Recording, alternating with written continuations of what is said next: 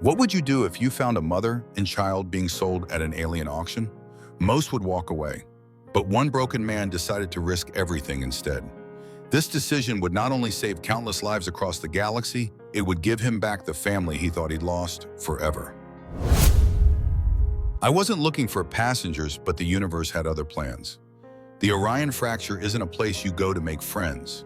It's where you disappear when the civilized worlds have nothing left to offer you, or when you have nothing left to offer them. 3 months without a decent job had left my account balance thin as the recycled air in my ship. The long wake, my home and only real possession, needed parts I couldn't afford, and the outpost of Helios 9 was my last hope before hitting deep space with failing life support. Rust-colored dust clung to my boots as I made my way through the marketplace.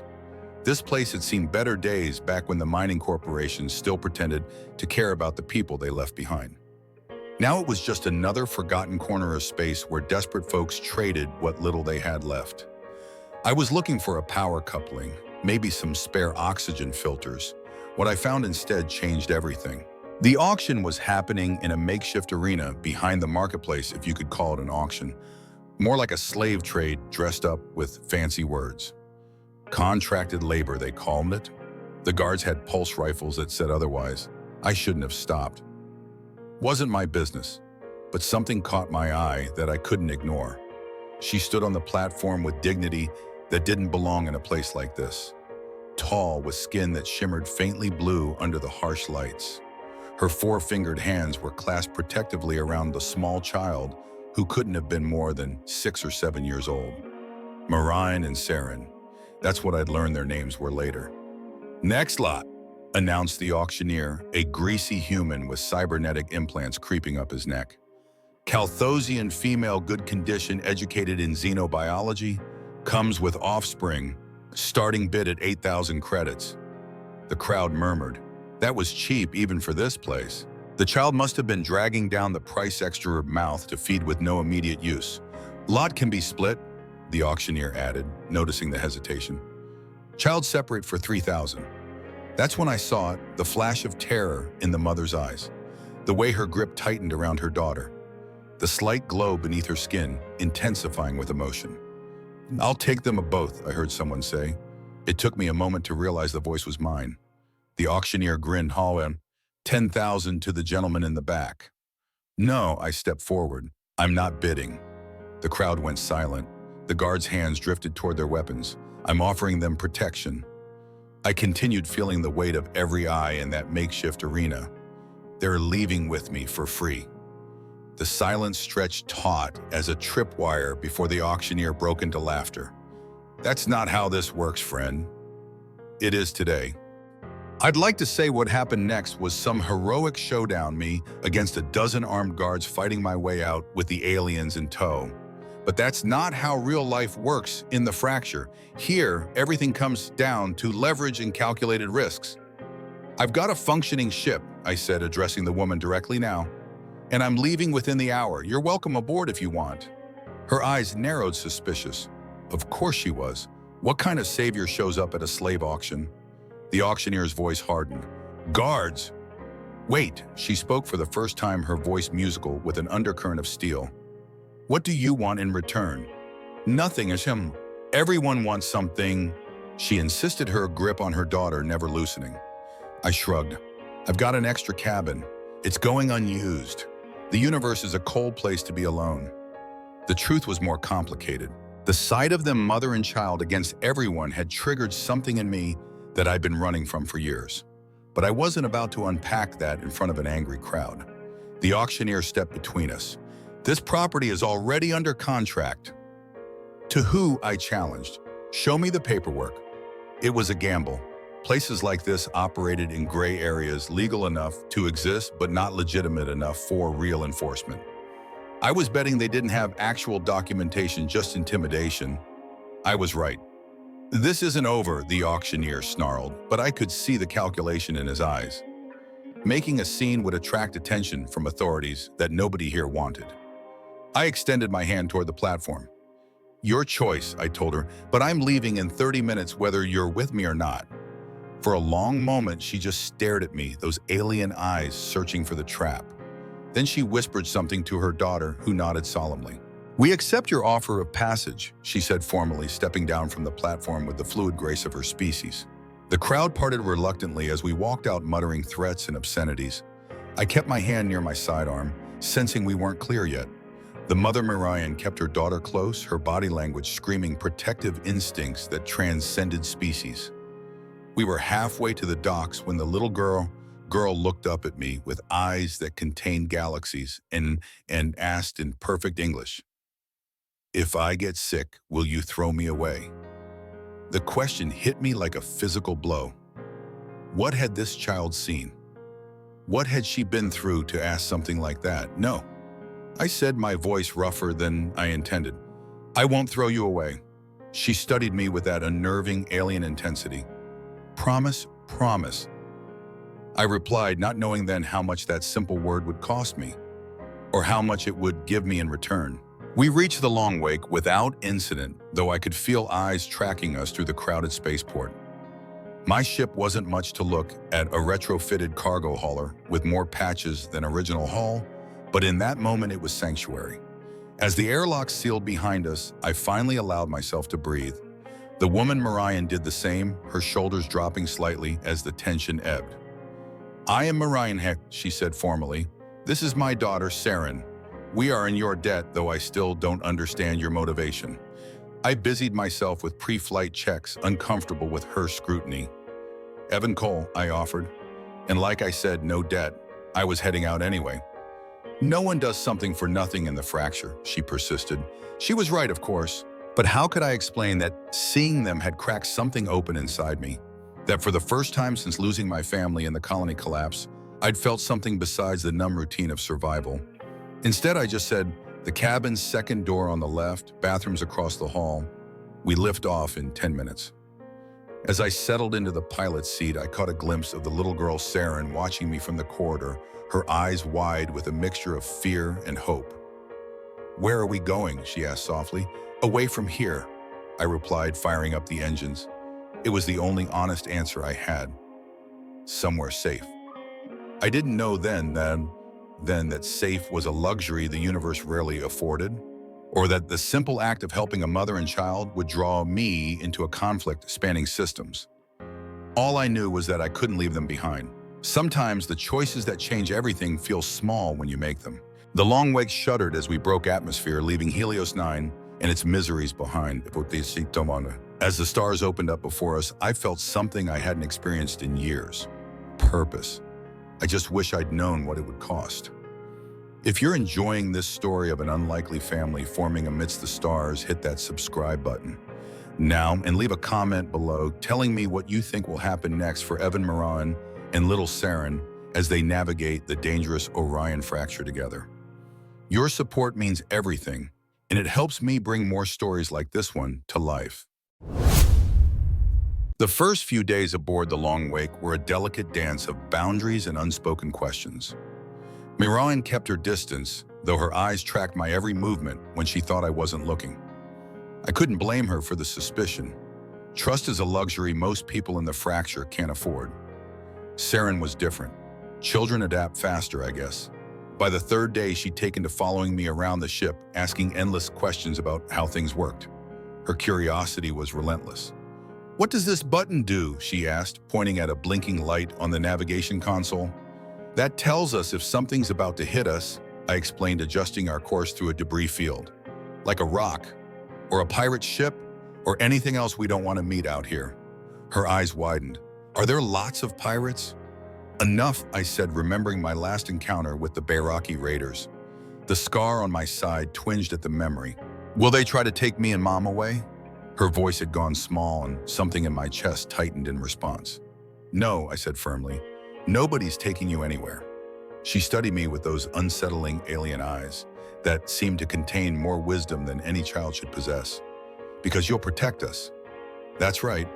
Because we're your family now." The question caught me off guard. "We're shipmates," I corrected gently. Her face fell slightly. "Oh." I swallowed hard, uncomfortable with the disappointment in her voice. "That's important too," I added. "Shipmates look out for each other." She considered this, then nodded. Mom says we have to be careful about who we trust, but she slept last night. What do you mean? She hasn't slept since we left home. Too scary, but she slept last night on your ship. I didn't know what to say to that, so I just showed her how to read the star charts instead. But the knowledge that Miraen had finally felt safe enough to sleep stayed with me. Later that night, I found Miraen in the galley studying the ship's inventory on a data pad. Your supplies are low, she observed without looking up. We will need to resupply within 2 weeks at current consumption rates. I know a place, I said, pouring myself a cup of synthetic coffee. Outpost 30, not as rough as Helios 9, but not exactly Alliance territory either. She nodded, still not meeting my eyes. Why did you help us? The question hung in the recycled air between us. I took a sip of coffee to buy myself time. Would you believe I was just being nice? I tried. No. Her answer was immediate and certain. I sighed, setting down my cup. A few years back, I had a family. Wife, daughter. We were colonists on Irene 2. Recognition flickered in her eyes. Everyone knew about Irene 2. The colony collapse had made headlines across 3 systems before disappearing into the next cycle's tragedies. The atmospheric processors failed. I continued the words, feeling rusty from disuse. By the time the emergency systems kicked in the toxin levels, they didn't make it. I was off-world delivering supplies. I'm sorry, she said quietly. I shrugged. So am I, but when I saw you and Serin at that auction, I don't know, I couldn't just walk away. She was silent for so long I thought the conversation was over. Then so softly I almost missed it, she said, thank you. 2 simple words, but they carried the weight of a life debt in her tone. Like I said, we're shipmates now. I echoed my words to Serin. That means something out here. Her lips curved in what might have been the ghost of a smile. Yes, it does. It was a start. What Miraen didn't tell me that night, what she wouldn't share until much later, was her own story. How her world had been decimated by a plague engineered as a weapon in a war her people never wanted. How she'd been a researcher working on a cure when their laboratory was attacked. How Serin had by some miracle survived exposure to the pathogen, her unique physiology making her the only known immune case. And how that immunity made her valuable to people who saw weapons where others saw salvation. I wish she'd told me sooner. Maybe I could have been better prepared for what came next. Outpost 37 looked peaceful enough as we approached a sprawling space station built into the hollowed-out husk of an asteroid. Lights twinkled across its surface like artificial stars. We'll dock for 12 hours, I told Miraen as we secured landing clearance. Get supplies, maybe a replacement coolant regulator if I can find one cheap enough. Then we're gone. She nodded, but I could see the tension returning to her shoulders. Serin and I will remain aboard. Actually, I hesitated. The life support needs to be cycled for maintenance. The ship will be running on auxiliaries for about 4 hours. It's safe, but not comfortable. Her expression darkened with suspicion. Convenient timing. Look, I saw it. You don't have to come with me, but staying here alone isn't a great option either. Dock security is minimal at best. You want us exposed in public after what happened at Helios 9? This isn't Helios 9, I countered, and we're registered under a cargo run license now. As far as anyone knows, you're my crew. The lie I'd entered into the system wasn't entirely false. Legally speaking, they were listed as my navigation specialist and dependent. It had cost me my last 1,000 credits to bribe the registration official, but legitimate documentation was worth every credit in the fracture. She still looked unconvinced. I'll get you both disguises, I promised. Just stick close to me, keep your heads down, and we'll be fine. 6 hours later, I was regretting those words. The market section of Outpost 37 was crowded with traders, mercs, and station workers, a kaleidoscope of species and backgrounds, all jostling for the best deals. I'd found Miraen a hooded thermal coat that concealed her distinctive skin tone, and Serin wore a breather mask that hid most of her face, supposedly for atmospheric sensitivity. We'd almost finished our shopping, the cargo hold now stocked with provisions and basic medical supplies, when I felt Miraen's hands suddenly grip my arm, like a vice. Don't turn around, she whispered urgently. 3 o'clock, by the weapons stall. I casually shifted position using a reflective surface to glimpse what had alarmed her. Two humans and a hulking Vordrath were scanning the crowd with the methodical precision of experienced hunters. The insignia on their jackets made my blood run cold, the twisted helix of the Omen Consortium. "Friends of yours?" I asked, already calculating the fastest route back to our docking bay. "The man who arranged our sail at Helios 9, she breathed, pulling Serin closer. "He works for them." "Okay," I kept my voice calm for Serin's benefit. "New plan. We split up." "No." The panic in her voice was instant. "Listen," I insisted, "they're looking for a group. A woman and child with a human man. I'll create a distraction. You take Serin straight back to the Long Wake. Lock yourselves in and prepare for immediate departure. And you, I'll be right behind you." She studied my face, searching for deception. Finding none, she gave a quick nod. "All right." I handed her the ship's access key. "Base 17G, don't stop for anything." "Evan," she said, using my name for the first time. "Don't die." A strange warmth spread through my chest despite the danger. Wasn't planning on it. I watched them merge into the crowd, moving toward the transit shuttles. Once they were out of sight, I turned my attention to creating a suitable distraction. The weapons dealer was showcasing a modified pulse rifle to a customer when I accidentally bumped into their display stand. Prototype grenades clattered to the floor, harmless, without activation, but nobody else needed to know that. "Watch it, you idiot!" The dealer shoved me hard. I shoved back harder, letting my voice carry. "Who you calling an idiot, you 2-bit smuggler? Those are illegal mods." The commotion drew attention exactly as intended. Security alerts began blaring as the dealer panicked, realizing his contraband was now in full view of station cameras. In the chaos, I slipped away, but not before noticing the consortium hunters changing direction. They'd spotted Miraen. I sprinted through service corridors, taking shortcuts I'd mapped years ago during less legitimate cargo runs. The route would get me to the docking bay before Miraen and Serin, giving me time to prepare. I was almost there when a massive force slammed me against the wall. The Vordrath mercenary had cut me off. His reptilian face twisted in a predatory grin. "Going somewhere, hero," he growled, pinning me with one arm while activating his communicator with the other. "Found one of them. Maintenance Section C." I'd been in enough fights to know when I was outmatched. The Vordrath outweighed me by at least 100 pounds of pure muscle. So I fought dirty. The shock baton I kept hidden in my boot connected with the sensitive nerve cluster beneath his arm plates. He roared in pain, loosening his grip just enough for me to slip away. I didn't waste time finishing the fight. Miraen and Serin needed me at the ship. The docking bay was in chaos when I arrived, emergency lights flashing as security responded to some unknown threat. My heart sank when I saw the Long Wake's entry ramp still lowered. They hadn't made it. That's when I heard a child's scream cut short coming from the shadowed maintenance area behind a cluster of fuel cells. I drew my blaster and moved toward the sound, staying low. The scene unfolded like a nightmare. One of the consortium hunters had Serin, his hand clamped over her mouth. The other was circling Miraen, who stood backed against the wall, a makeshift weapon gripped in her hands. "The bounty's just for the kid," the man told her. "Walk away now and you live." Miraen's skin was glowing bright with fury. "I will never leave her." "Your choice," he shrugged, raising his weapon. I didn't hesitate. My first shot caught him in the shoulder, spinning him around. The second blast hit the fuel barrels near the hunter holding Serin, forcing him to dive for cover and release her. "Run!" I shouted. Chaos erupted as station security alerts blared. Miraen grabbed Serin and bolted toward the Long Wake. I laid down, covering fire, backing toward the ship's ramp as the hunters regrouped. That's when I saw him, a third figure watching from the shadows, tall, scarred-faced, military bearing. For an instant, our eyes met across the hangar. I braced for another attack.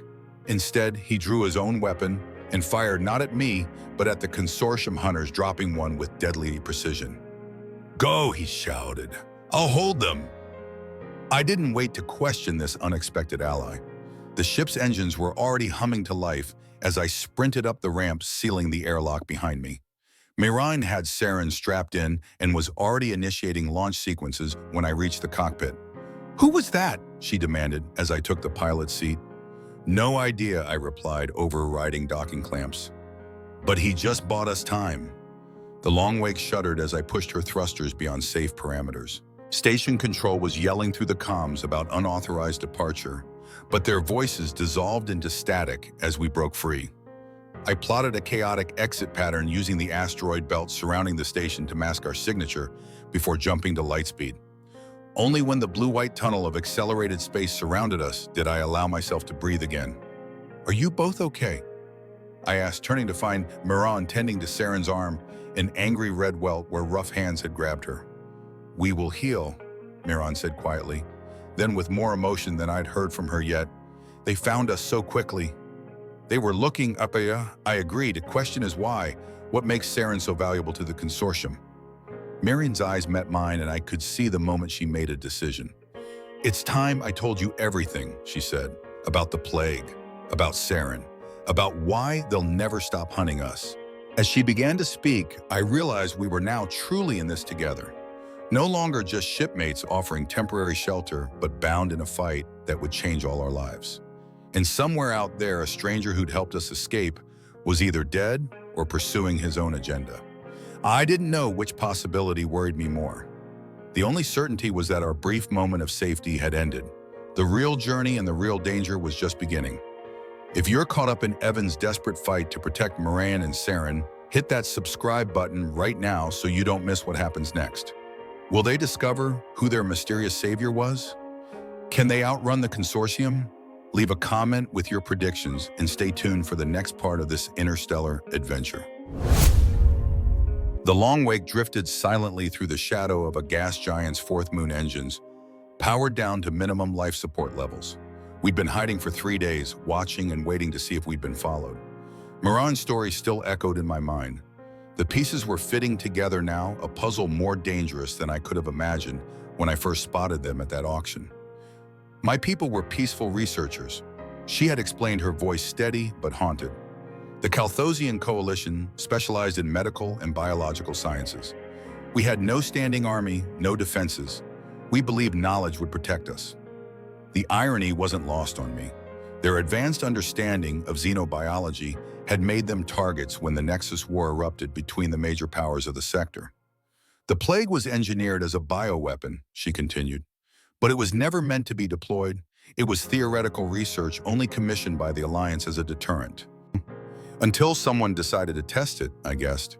Her glow dimmed, a physical manifestation of her grief. Yes, but not on an enemy world, on ours. The research facility was rated the pathogen stolen and released in our most populated centers.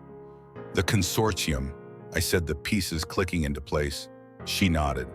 "They wanted the research, not the researchers. Those of us working on the project were inconvenient witnesses. But you survived. A small group of us managed to reach a sealed laboratory. We worked without rest, trying to develop a cure while watching our world die through the monitoring systems." Her voice broke slightly. Serin was with me. My husband had brought her to the facility that day because our childcare provider was ill. The cruel coincidence of it, saved by another sickness on the day a plague was unleashed, wasn't lost on either of us. Then something unexpected happened, she continued. Serin was accidentally exposed during an equipment failure. We were certain we would lose her. Instead, she survived, I finished. More than survived. Her system developed antibodies that neutralized the pathogen completely. Something in her unique genetic structure recognized the engineered components and adapted to them. Now Miraen's eyes met mine directly. "Do you want to understand what this means? Serin's blood contains the key to a cure. And not just for this plague, but potentially for the entire class of engineered pathogens." I leaned back, letting the implications sink in. "So that's why the consortium wants her. They created the weapon, and now they want the antidote too. Control both and you control worlds," Miraen said grimly. "Immunity can be weaponized just as effectively as disease. And that's why you were at that auction, hiding in plain sight." She looked away. We'd been running for months. Our credits were gone, our identifications flagged in every system. I thought if we disappeared into the labor trade, became anonymous workers on some distant outpost, they might stop looking. "While you secretly worked on the cure," I guessed. She nodded. "I have the knowledge. With the right equipment, I could synthesize a treatment from Serin's antibodies and save countless lives." Yes, I understood now why she'd been so suspicious of my help. The stakes weren't just life and death for her and Serin, they were potentially civilization-altering. So, I said after a long silence, where do we find this equipment? Her head snapped up, those alien eyes widening in surprise. You think I'm going to drop you off somewhere after hearing all this, I asked? Besides, they've seen my face now too. I'm already involved. She studied me with that penetrating gaze. It would be dangerous, more dangerous than you can imagine. I thought of my family lost on Irene too, of the empty years since drifting without purpose. I can imagine quite a bit, I said quietly. Tell me what you need. That conversation had been 3 days ago. Now we were hiding in the shadow of a forgotten moon, planning our next move, while Serin slept in the makeshift bed we'd created for her in the storage compartment nearest our quarters. Centralia Station would have the equipment I need, Miraen said, gesturing to the star map. But the security there is too tight. The consortium has informants throughout the Alliance territories. What about Nova Refuge, I suggested. It's technically an independent scientific outpost. They specialize in research too controversial for Alliance oversight. Smugglers and mercenaries supplying outlaw scientists among. Miraen frowned. Not ideal. But they value discretion above all else, I countered. No questions asked as long as you can pay. And can we pay? I grimaced. Not exactly. But I know someone there who owes me a favor. The memory of my last visit to Nova Refuge wasn't pleasant. A smuggling job gone wrong, a double cross, and a narrow escape that had left 3 people dead and my reputation in tatters. But Dario had promised me a life debt, and I was ready to collect. It's our best option, I insisted. Miraen's expression remained troubled. And the man who had helped us escape Outpost in 37, what of him? I'd been wondering the same thing. Who is he? Why intervene? Was he tracking us even now? Friend or foe, we can't worry about him until he shows himself again, I said, with more confidence than I felt. Right now, we focus on getting you that equipment. She nodded reluctantly, reaching out to adjust the environmental controls as our hiding spot rotated into the gas giant's harsh sunlight. As she did, her hand briefly brushed mine. I felt an unexpected electric tingle where our skin made contact, her alien biochemistry reacting with human physiology in ways neither of us fully understood. She pulled back quickly, but not before I saw the faint glow beneath her skin intensify. I'm sorry, she said, looking flustered for the first time since I'd met her. Calthosian biochemical responses can be unpredictable. No harm done, I replied, ignoring the lingering warmth in my fingertips. This wasn't the time for whatever that was. An alert from the navigation system broke the awkward moment. A ship had just emerged from light speed at the edge of the system. Kill all non-essential systems, I ordered, already moving to the weapons controls. Let's hope they're just passing through. Miraen complied instantly, her movements precise and familiar now with the ship's operations. 3 days of hiding had turned her into a capable co-pilot, another reminder of how quickly she adapted to survive. We watched in tense silence as the unidentified vessel changed course, moving in a search pattern that suggested they were looking for something or someone. Consortium? Miraen whispered. Can't tell, I replied, studying the energy signatures, but they're definitely hunting. The ship was moving methodically, sending out active sensor pulses that would eventually detect us despite our powered-down state. We needed to move, but breaking cover would immediately reveal our position.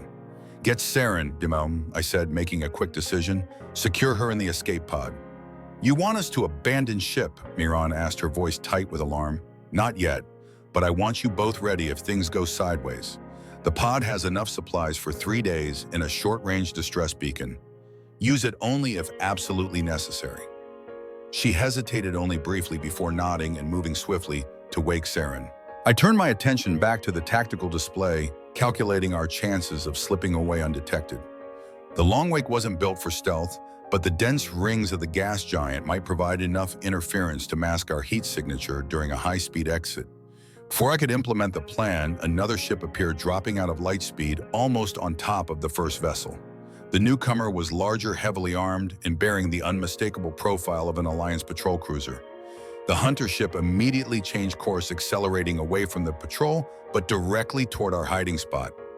Damn it, I muttered, powering up the engines. We couldn't stay hidden now. The long wake shuddered to life just as Miraen returned with a sleepy-eyed Serin. "Change of plans," I announced, strapping in. "We've got trouble from multiple directions." "What's happening?" Serin asked, rubbing her eyes. "Just a little detour, kiddo." I tried to sound reassuring as I guided the ship out of the moon's shadow. "Buckle up." The hunter ship spotted us, immediately altering course to intercept. But the Alliance patrol had spotted them too, and now all three vessels were locked in a complicated dance through the ring system. "They're hailing us," Miraen reported, monitoring the communications array. "Which one?" "Both." "Perfect." Caught between a consortium hunter and Alliance authorities who would have their own questions about an unregistered Calthosian traveling with a human smuggler. I opened a restricted channel to the Alliance vessel. "Alliance Patrol, this is independent transport Long Wake. We are being pursued by hostiles requesting assistance."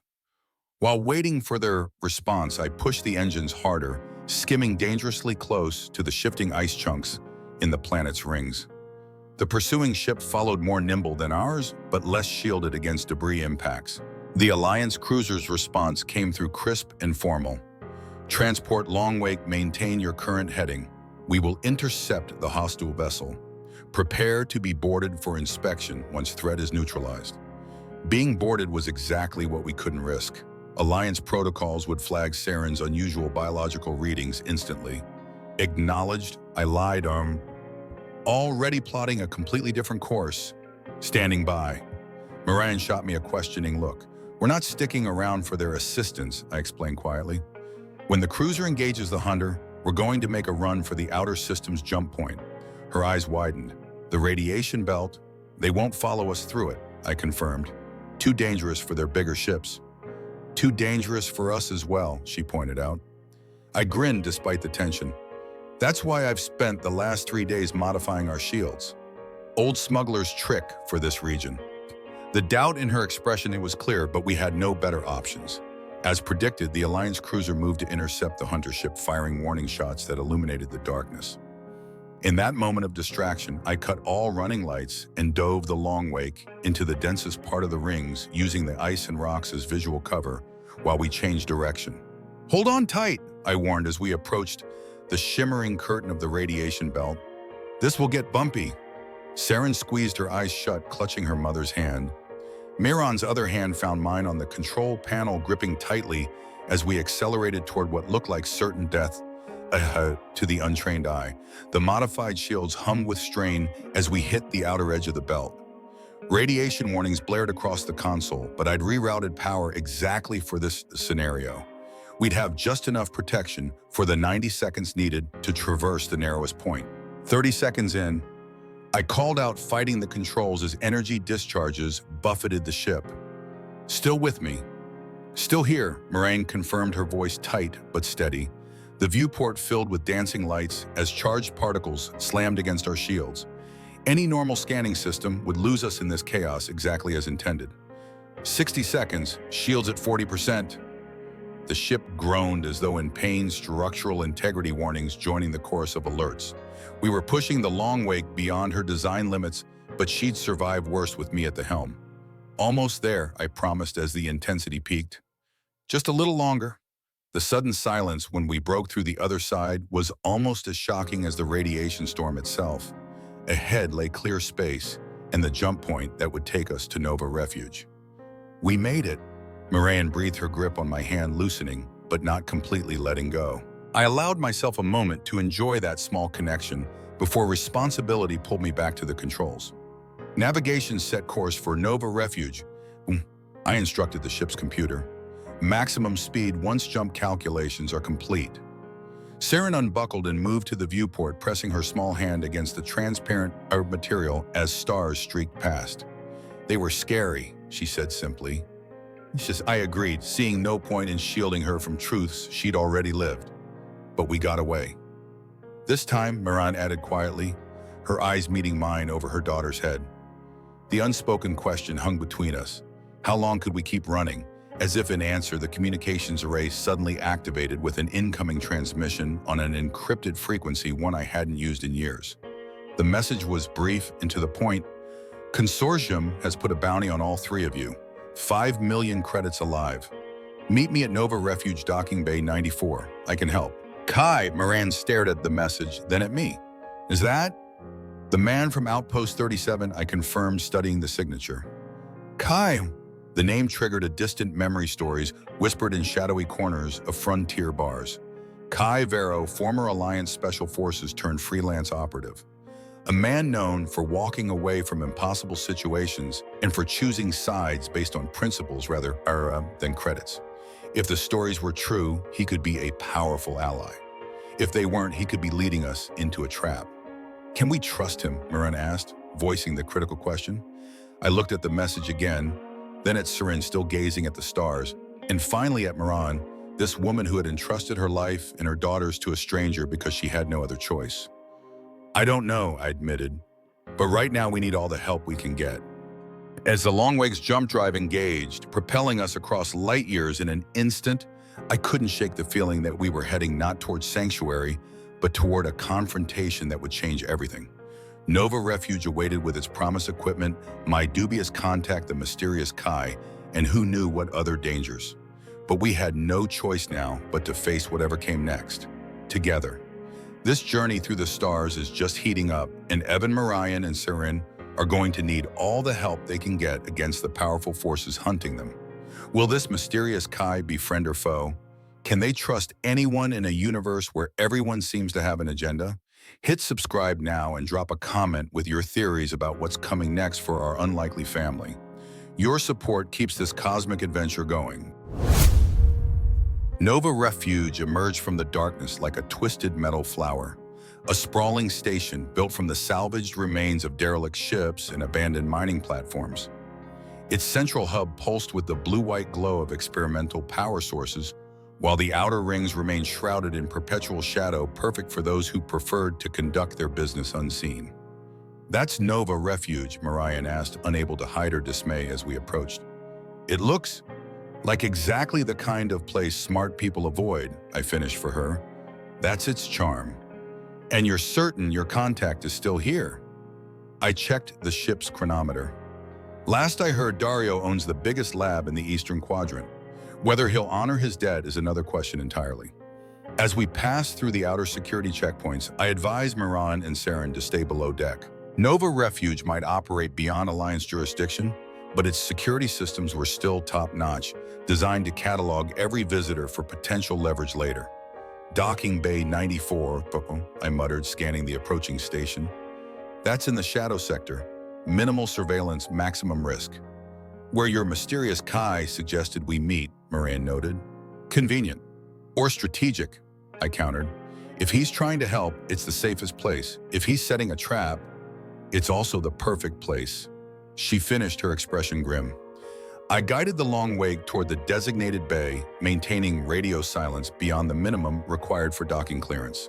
The station's automated systems accepted our falsified credentials without question, another warning sign. Either security was lax today, or someone had greased the proper palms to ensure our smooth arrival.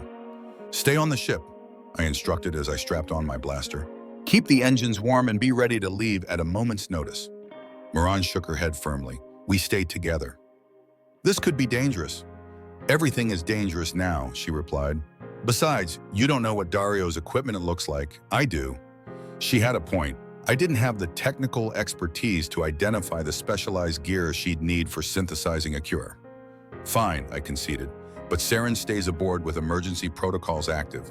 If anything happens, the ship will automatically break dock and jump to the coordinates I've preset. Miraen hesitated, clearly torn between keeping her daughter close and protecting her from whatever might await us. Serin, who'd been silently watching our exchange, spoke up. I can handle the emergency panel, Mom. Evan showed me how it works. I had indeed given the girl basic lessons on ship operations, partly to keep her occupied during our long periods of hiding, partly because I believed in being prepared. She was remarkably quick to learn. After a moment's consideration, Miraen nodded. Very well, but you stay sealed in the panic room until we return. No exceptions. Promise, Serin said solemnly, though I caught the flash of relief in her eyes. Even a child who'd seen what she had still feared being thrust into danger. Once Serin was secured in the reinforced compartment we designated as a last resort shelter, Miraen and I made our final preparations. She wore a hooded cloak that concealed her distinctive features, while I opted for a more obvious approach, mercenary gear complete with visible weapons. On Nova Refuge, trying to look harmless only marked you as an easy target. Remember, I said as we prepared to disembark, if anything feels wrong, we run, she finished. Not our first evacuation, Evan. There was a new confidence in the way she said my name that hadn't been there before. In the weeks since I'd found them at that auction, Miraen had transformed from a desperate refugee into a determined survivor. The change was subtle but unmistakable in her posture, her voice the calculating look in her eyes as she checked the small pulse weapon I'd given her.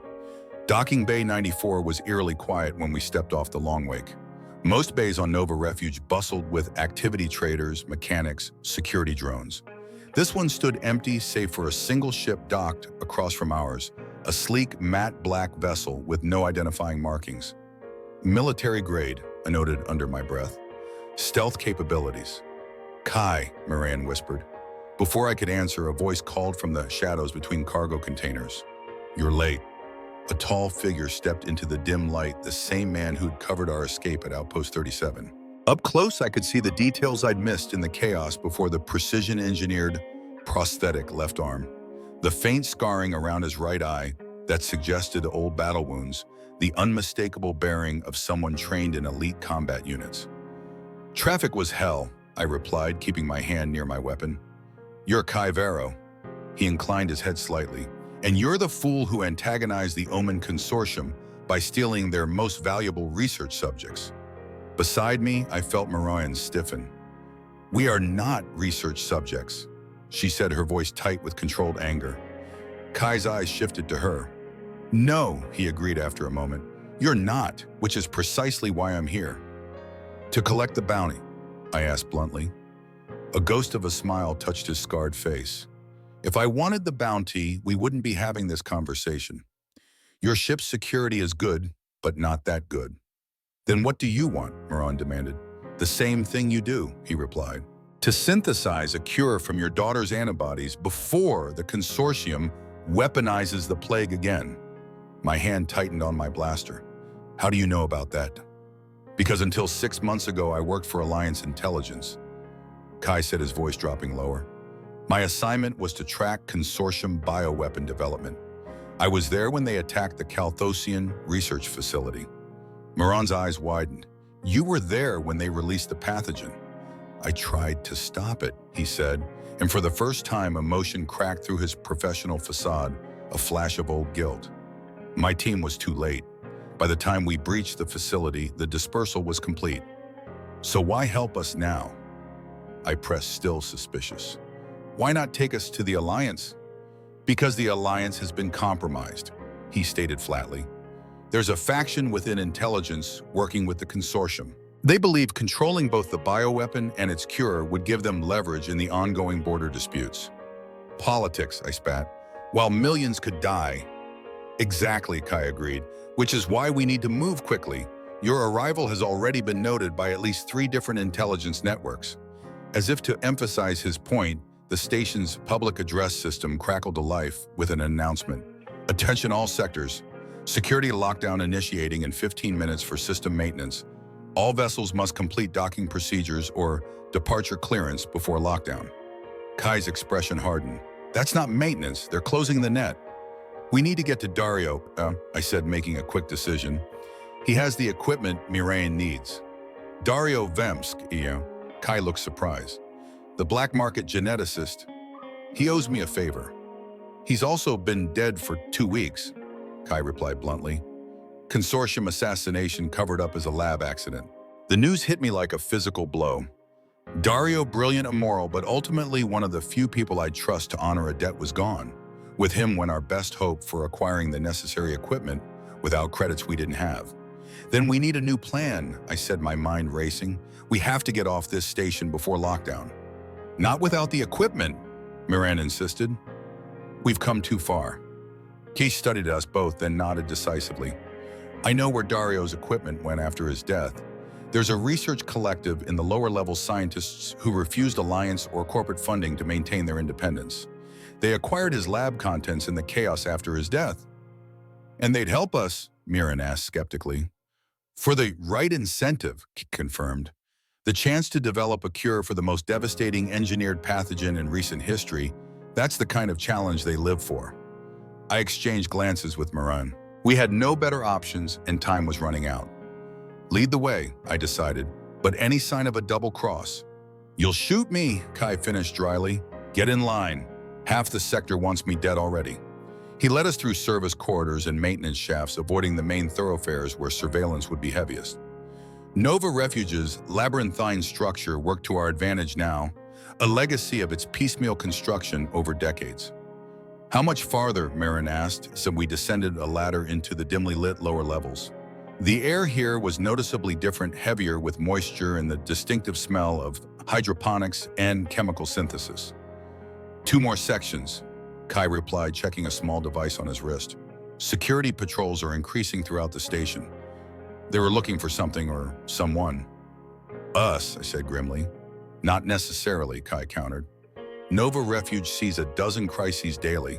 Could be smugglers, could be corporate espionage, could be... He stopped abruptly, holding up a hand for silence. Ahead, voices echoed through the corridor, harsh commands being issued by multiple speakers. Take cover, Kai whispered, motioning toward a recessed maintenance bay. We pressed ourselves into the shadows just as a squad of armed personnel marched past, not station security, but private military contractors bearing the subtle insignia of the consortium. 8 operatives, Kai murmured once they'd passed. Elite tactical unit. They're not here for a routine sweep. They found us, Miraen said, fear edging into her voice for the first time since we'd left the ship. No, I realized suddenly. They found my contact. They're heading toward Dario's old lab. Kai's expression confirmed my suspicion, which means the research collective is their target too. We're walking into a firefight, I concluded. Or we already missed it, Kai replied grimly. Change of plan. We need to circle around approach from the secondary access point. As we navigated the increasingly maze-like corridors of the lower levels, my thoughts kept returning to Serin alone on the long wake. The emergency protocols would protect her if the station went into full lockdown. But what if the consortium traced us back to our ship? What if they were already there? Miraen must have had the same thought. We need to contact the ship, she said urgently. Warn Serin. Communications are being monitored, Kai warned. Any transmission would give away her position. So would a squad of consortium troops finding our docking bay, I countered. Wait, Kai stopped again, studying his wrist device. There's a secure comm node in the maintenance hub ahead. We can bounce a coded signal through the station's infrastructure systems. It'll look like routine diagnostic data. The maintenance hub was unmanned, another sign of the station's skeletal crew during security operations. Kai worked quickly, fingers dancing across the interface as he created a communication channel that would bypass standard monitoring. Make it fast, he advised, stepping back to let me access the terminal. I input the long wake secure frequency and waited, counting heartbeats until the connection stabilized. Serin, I said once the link was established. Activation code Echo 73. Respond. For several agonizing seconds, there was nothing but static. Then mercifully, the child's voice came through. Echo 73 confirmed, she replied, perfectly mimicking the emergency protocols I taught her. Status update required. Potential compromise, I said, keeping my voice calm and clinical. Execute protocol Nightshade, confirm. Protocol Nightshade, she repeated. Stealth mode, no outbound signals, prep for emergency departure. I remember. Good girl, I said, relief washing through me. Stay safe, we'll return as soon as possible. Mom, Serin's voice suddenly lost its practiced formality. Are you there? Miraen stepped closer to the terminal. I'm here, little one. Do exactly as Evan instructed. We won't be long. Promise, promise. Miraen confirmed, her voice steady despite the fear I knew she must be feeling. The connection terminated automatically after 30 seconds, a security feature I'd installed precisely for situations like this. Kai was already dismantling the evidence of our communication, erasing any trace from the station's systems. Let's move, he said once he'd finished. The research collective's lab is just beyond the hydroponics section. We continued our cautious advance, now hyper-aware of the increased security presence throughout the station. Twice more we had to hide from patrols, each time cutting our route further away from direct access to our destination. "Something's not right," I muttered, as we crouched behind processing tanks in the hydroponics facility. This many troops for a routine lockdown, they're hunting for something specific. Or someone, Miraen added. Kai's expression had grown increasingly troubled. "We need to move faster. The collective won't wait forever if they suspect a raid is coming." The laboratory, when we finally reached it, bore clear signs of hasty evacuation. Equipment was still running, samples still secured in their containment units, but the scientists themselves were nowhere to be seen. "They've bugged out," I observed, taking in the abandoned workstations. Miraen moved quickly through the facility, assessing the available equipment with a researcher's practiced eye. "This could work," she said, examining a sophisticated analysis station. "It has the basic molecular sequencing capabilities I need." "How long would it take to synthesize the cure?" Kai asked, securing the entrance behind us. "With proper samples from Serin and these resources," Miraen considered. 12 hours for a prototype. Several days for a stable version ready for mass production." "We don't have several days," I pointed out. "We might not even have 12 hours. Then we take what we need and finish elsewhere," she decided, already identifying critical components. "Help me disconnect these units. We'll need the sequencer, the culture tanks, and that containment field generator." As Miraen and I began carefully disconnecting the essential equipment, Kai remained by the door, his attention divided between his monitoring device and the corridor outside. "Company coming," he warned suddenly. "Multiple signatures moving fast." My hand went to my blaster. "Consortium." "Can't tell," he replied, "but they know exactly where they were going." We had maybe 2 minutes before whoever was approaching reached the lab. The equipment Miraen needed was only partially disconnected. Taking it now would risk damaging crucial components. "We need more time," Miraen said frantically, working to secure the delicate sequencer. "I'll buy you that time," Kai decided, checking his weapons. "Get what you need and head for the secondary exit. It leads to a maintenance shaft that will take you within 100 meters of your docking bay." "And you?" I asked, though I already knew the answer. A grim smile crossed his scarred face. "I'll introduce myself to our visitors," loudly. There was a soldier's resignation in his eyes, the look of a man accustomed to making last stands. I'd seen it before in the frontier worlds, where good people died for causes most of the galaxy would never even know existed. "We came together, we leave together," I insisted. "Not this time," he replied. "Someone needs to create a diversion, and I'm better equipped for it than either of you." He hesitated, then added, "That cure is more important than any one of us. Make sure it gets made." Before I could argue further, he pressed a data chip into my hand. "Alliance security protocols, emergency channels, safe houses, everything I know about the consortium's operations. Use it if I don't make it back." Miraen looked up from her work. "Why are you doing this for us? For people you barely know?" For the first time, real emotion broke through Kai's professional demeanor. "Because I watched your world burn and couldn't stop it. Because that child on your ship deserves a future. Because sometimes doing the right thing is the only option that lets you live with yourself." With that, he moved toward the door, checking his weapons one final time. 60 seconds, he instructed. "Then take the back exit. Don't stop for anything." As he slipped out into the corridor, I turned back to help Miraen with the remaining equipment. We worked in frantic silence, disconnecting delicate components with as much care as our haste would allow. The sound of weapons fire erupted from the direction Kiev had gone, pulse blasts and the distinctive whine of high-energy rifles. He'd found our pursuers, or they'd found him. "Ready," Miraen announced, securing the last essential component in a portable container. I shouldered the heaviest equipment while she gathered the smaller pieces. Together we moved toward the secondary exit Kai had indicated, even as the sounds of fighting intensified behind us. The maintenance shaft was narrow and poorly lit, requiring us to navigate by touch as much as sight. The equipment made our progress slow and awkward, but the alternative, leaving it behind, wasn't an option. "Do you think he'll make it?" Miraen asked quietly as we descended deeper into the station's infrastructure. I didn't answer immediately. Optimism had never been my strong suit, and false hope seemed a poor offering. "He survived this long," I said finally. "That says something." We emerged from this maintenance shaft into a service corridor one level above our docking bay. The station-wide alert system was still broadcasting lockdown warnings, but now there was a new edge to the automated messages reports of security incidents in multiple sectors. Kai's diversion worked, I noted as we carefully made our way toward the docking level. They've got multiple targets to chase now. The final stretch to Docking Bay 94 was mercifully clear of patrols. Whether by luck or Kai's strategic diversion, we reached the long wake without encountering resistance. Serin was waiting exactly where she should be, in the panic room, emergency protocols active. Her face lit up with relief when she saw us, then immediately clouded with concern as she registered our harried state and the equipment we carried. "Where's the man who was helping you?" she asked, looking past us toward the airlock. Miraen and I exchanged glances. "He had other matters to attend to," Miraen said gently. "He helped us get what we needed." I moved quickly to the cockpit in initiating emergency departure procedures while Miraen secured the equipment in the cargo hold.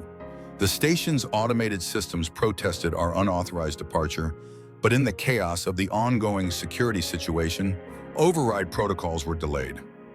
By the time the long-awake broke free of the docking clamps, multiple alarms were blaring across the communications array. I silenced them all, focusing instead on plotting a course that would take us away from Nova Refuge as quickly as possible. "We need somewhere secure," Miraen said, joining me in the cockpit once the equipment was safely stowed. "Somewhere I can work without interruption." I studied the navigation charts, considering our limited options. There's an abandoned mining outpost in the Varus cluster, remote self-sufficient power systems that might still be operational. It's not much, but it will suffice, she decided. "How long?" "2 jumps, about 14 hours total flight time." She nodded, calculations visibly running behind her eyes. "That should work. I can begin preliminary preparations during transit." As we cleared Nova Refuge's immediate security zone, I allowed myself a moment to breathe. We had the equipment. We had escaped. We were one step closer to creating the cure that could save countless lives. But something still bothered me as I engaged the first jump sequence. "He should have made it back," I said, more to myself than to Miraen. She placed a hand on my shoulder, a gesture of comfort that would have been unthinkable weeks ago when we first met. "Perhaps he still will," she suggested. "He struck me as someone who finds ways to survive." I wanted to believe her. In the short time I'd known Kai Vero, I'd recognized something in him that resonated with my own journey, a man seeking redemption for past failures, trying to balance cosmic scales that would never truly even out. The long wake shuddered slightly as we entered light speed, the stars stretching into lines of brilliant white. In 14 hours, we would reach the abandoned mining outpost. Miraen would begin her work synthesizing the cure, and sometime after that, the consortium would find us again. They always did. But for the first time since this journey began, we had more than just hope. We had purpose, direction, and the means to fight back. Whatever came next, we would face it together, this strange family forged in the crucible of crisis. As I set the ship's systems to automated flight, Serin appeared in the cockpit doorway, her small face solemn with a child's intuitive understanding of adult concerns. "Will you teach me more about flying the ship?" she asked. "In case I need to help again." I smiled, making room for her in the co-pilot seat. "Absolutely, everyone on this ship pulls their weight, even the short ones." Her answering smile, rare and precious, reminded me why this fight mattered. Not just for the countless, nameless victims who might be saved by the cure, but for this one child who deserved a future free from running in fear. As we began our impromptu piloting lesson, Miraen watching from the doorway, with quiet approval, I made a silent promise to the absent Kai, wherever he might be. We would finish what we started.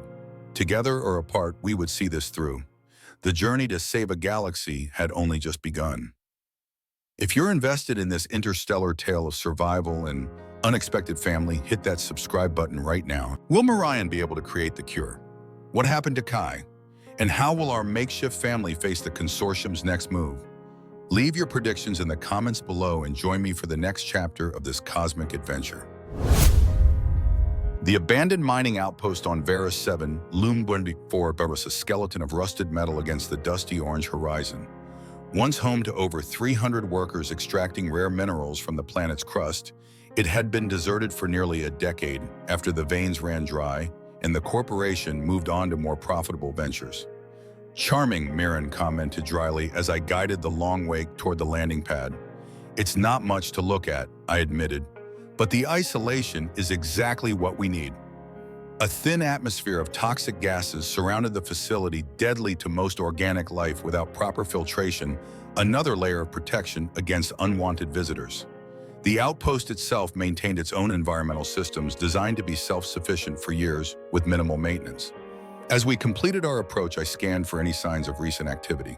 The readings came back clear. No heat signatures, no communication signals, no indication that anyone had visited this forgotten corner of the cluster in years. Home sweet home, I muttered, settling the ship onto the ancient landing pad. Dust billowed around us, temporarily obscuring the viewports before drifting back to the surface. Miraen had already begun preparations for moving the laboratory equipment.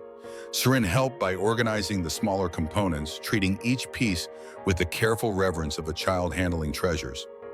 The facility should have a medical bay or research lab, I explained, as we donned environmental suits for the short walk to the main structure. Mining operations this size always maintained basic scientific facilities for testing our samples and treating injuries. Let's hope the equipment is still functional, Miraen replied, checking Serin's suit seals with maternal precision.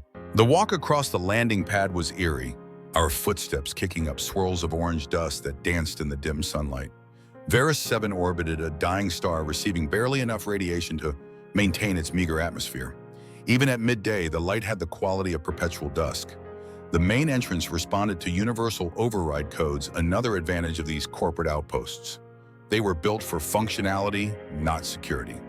After a protesting groan, the massive doors slid open, revealing a dark interior thick with the stillness of abandonment. Power systems first, I said, my voice sounding hollow inside my helmet. Then life support. We made our way through the dimly lit corridors, emergency lighting still functioning on backup power after all these years. The control room was exactly where standard mining protocols dictated central hub highest level, with visibility across the main operational areas. Stay together, I cautioned as we entered the cavernous space. Rows of dusty consoles stretched before us, their displays dark and silent. At the far end stood the master control panel, its surface covered with a decade's worth of undisturbed dust. I brushed away the grime and began the startup sequence, hoping the old systems would still respond. For several tense moments, nothing happened. Then, with a deep mechanical groan that seemed to resonate through the entire structure, the outpost began to awaken. Lights flickered on sequentially throughout the facility. Somewhere deep below, massive generators rumbled to life, their vibrations traveling through the metal flooring beneath our feet. Display screens blinked and stuttered before stabilizing with diagnostic information. Environmental systems online, I announced as the readouts confirmed what I'd hoped. Atmosphere processing beginning. We should have breathable air in the main sections within 30 minutes. Miraen was already studying the facility schematics on a nearby screen. There, she pointed, Level 3 Eastern Quadrant, Research Laboratories. Perfect, I agreed. Let's get the equipment set up while life support stabilizes. For the next several hours, we worked methodically, first establishing our secure area, then transporting and assembling the laboratory equipment we'd taken from Nova Refuge. Miraen took charge of the scientific aspects, her knowledge of xenobiology and biochemistry evident in the precise way she calibrated each instrument. By the time the outpost chronometer showed local midnight, we had created a functional research lab in what had once been the facility's ore analysis center. Equipment hummed softly, displays glowed with streams of data, and the air had been purified to standards that allowed us to remove our protective gear. How long, I asked as Miraen initiated the preliminary scan sequences. She studied the readouts before answering. 24 hours for the initial synthesis. Another 12 to stabilize the compound, if everything goes perfectly. And when does anything ever go perfectly? I remarked, earning a rare smile from her. Indeed, she agreed. Let's say 48 hours to be safe, but I'll need samples from Serin soon while they're still fresh for analysis. The little girl who had been exploring the adjacent room with the boundless curiosity of childhood poked her head back in at the mention of her name. Will it hurt? She asked, her eyes wide but not fearful. Miraen softened instantly. Just a small pinch, little one. Like when we were at the medical center on Kalthosa. Remember Toang? Serin nodded solemnly. The mention of their home world brought a shadow to both their face and memories of a place they might never see again. "I'm not afraid," she declared, lifting her chin with determination that belied her years. "If it helps other people, I can do it." I felt a swell of something unfamiliar as I watched this child, not quite human from a world I'd never visited, display courage that would humble most adults. Pride, I realized. I was proud of her. "Tell you what," I said, crouching down to her level. "After your mom takes the samples, I'll show you how the mining machines used to work. This place has simulators that let you operate the big excavators." Her eyes lit up. "Really, the giant ones that dig tunnels?" "The very same," I promised.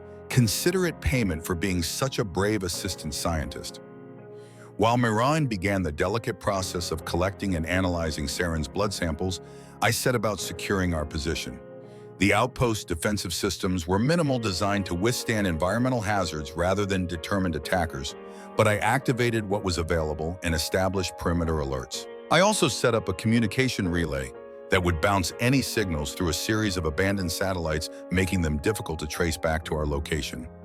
Using the encryption protocols from Kai's data chip, I established a secure channel and sent a brief message to the coordinates he'd provided. "Safe, working on solution. Status." It was a shot in the dark. I had no idea if Kai had survived the confrontation at Nova Refuge or if anyone monitored the emergency channel. But if he was alive, he deserved to know we hadn't wasted his sacrifice. As I finished the security preparations, exhaustion hit me like a physical weight.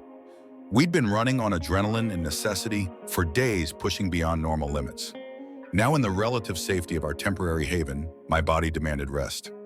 I found Miraen still working in the lab, her attention completely absorbed in the analysis of her daughter's blood samples. Serin had fallen asleep on a makeshift bed nearby, her small chest rising and falling with the peaceful rhythm of childhood slumber. "You should rest," I said quietly, careful not to disturb the sleeping child. "You've been at this for hours." Miraen didn't look up from her work. "The initial sequencing is critical. If I make errors now, the entire synthesis could fail. And if you collapse from exhaustion, it definitely will," I countered. "I need you, functional doctor." The title seemed to surprise her. She finally looked away from her instruments, tilting her head slightly. "You've never called me that before." "It's what you are, isn't it? Among other things." She straightened, rubbing the back of her neck where tension had gathered. "Yes, I specialized in epidemiology and xenobiological adaptation. Before everything." "Then as your patient, I'm prescribing rest," I insisted. 6 hours minimum. The computers can handle the automated processes while you sleep." For a moment, I thought she would argue, but fatigue won out. With a reluctant nod, she initiated the automated sequences and stepped away from the workstation. The living quarters on this level should still have functional sleeping facilities. I offered, leading the way from the laboratory. We found a section of crew quarters that had weathered the years of abandonment reasonably well. The rooms were small but serviceable, designed for efficiency rather than comfort. "I'll stay with Serin in the lab," Miraen decided. "I don't want her to wake alone in a strange place." I understood her protectiveness. "I'll be in the control room if anything happens. The outpost systems are linked to my communicator now." She paused at the doorway, studying me with an expression I couldn't quite read. "You should rest too, Evan." "I will," I promised, "once I've finished the security checks." Something in my tone must have betrayed my underlying concerns because her expression sharpened. "You're worried they'll find us here," she stated rather than asked. I saw no point in lying. The consortium has resources we can't match. They found us at Outpost 37. They tracked us to Nova Refuge. It's only a matter of time before they narrow down our possible locations in this sector. "But we have time," she pressed, "enough to complete the synthesis." "I'm counting on it," I replied. "That's why I need you rested and ready. If they come, we need to be prepared to move quickly with a functional cure." She absorbed this with the calm rationality I'd come to respect in her. No panic, no denial, just acceptance of reality and determination to work within its constraints. "Then let's not waste the time we have," she said finally. 6 hours, then we continue." After she returned to stay with Serin, I made one final round of the facility before settling into the control room. From here, I could monitor all approaches to the outpost and receive immediate alerts from any of the perimeter sensors I'd activated. I must have drifted into an uneasy sleep because the next thing I knew, an alert was chiming softly on the console before me. Instantly alert, I checked the security systems, but the perimeter remained clear. The sound was coming from the communication relay. A message had arrived on the encrypted channel. Alive, compromised.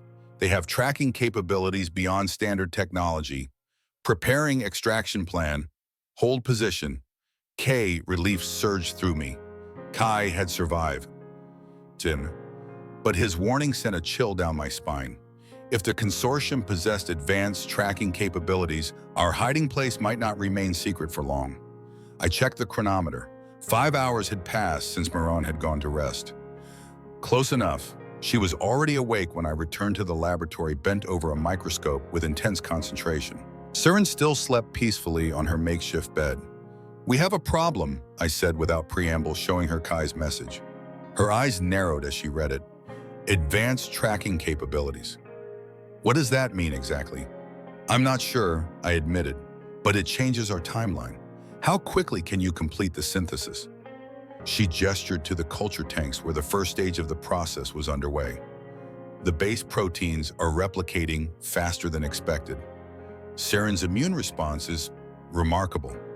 I've never seen anything like it. Timeline, I pressed. 36 hours, she calculated. Maybe less if we push the equipment to its limits. I nodded, making rapid mental adjustments to our plans. I'm going to prepare the long wake for immediate departure.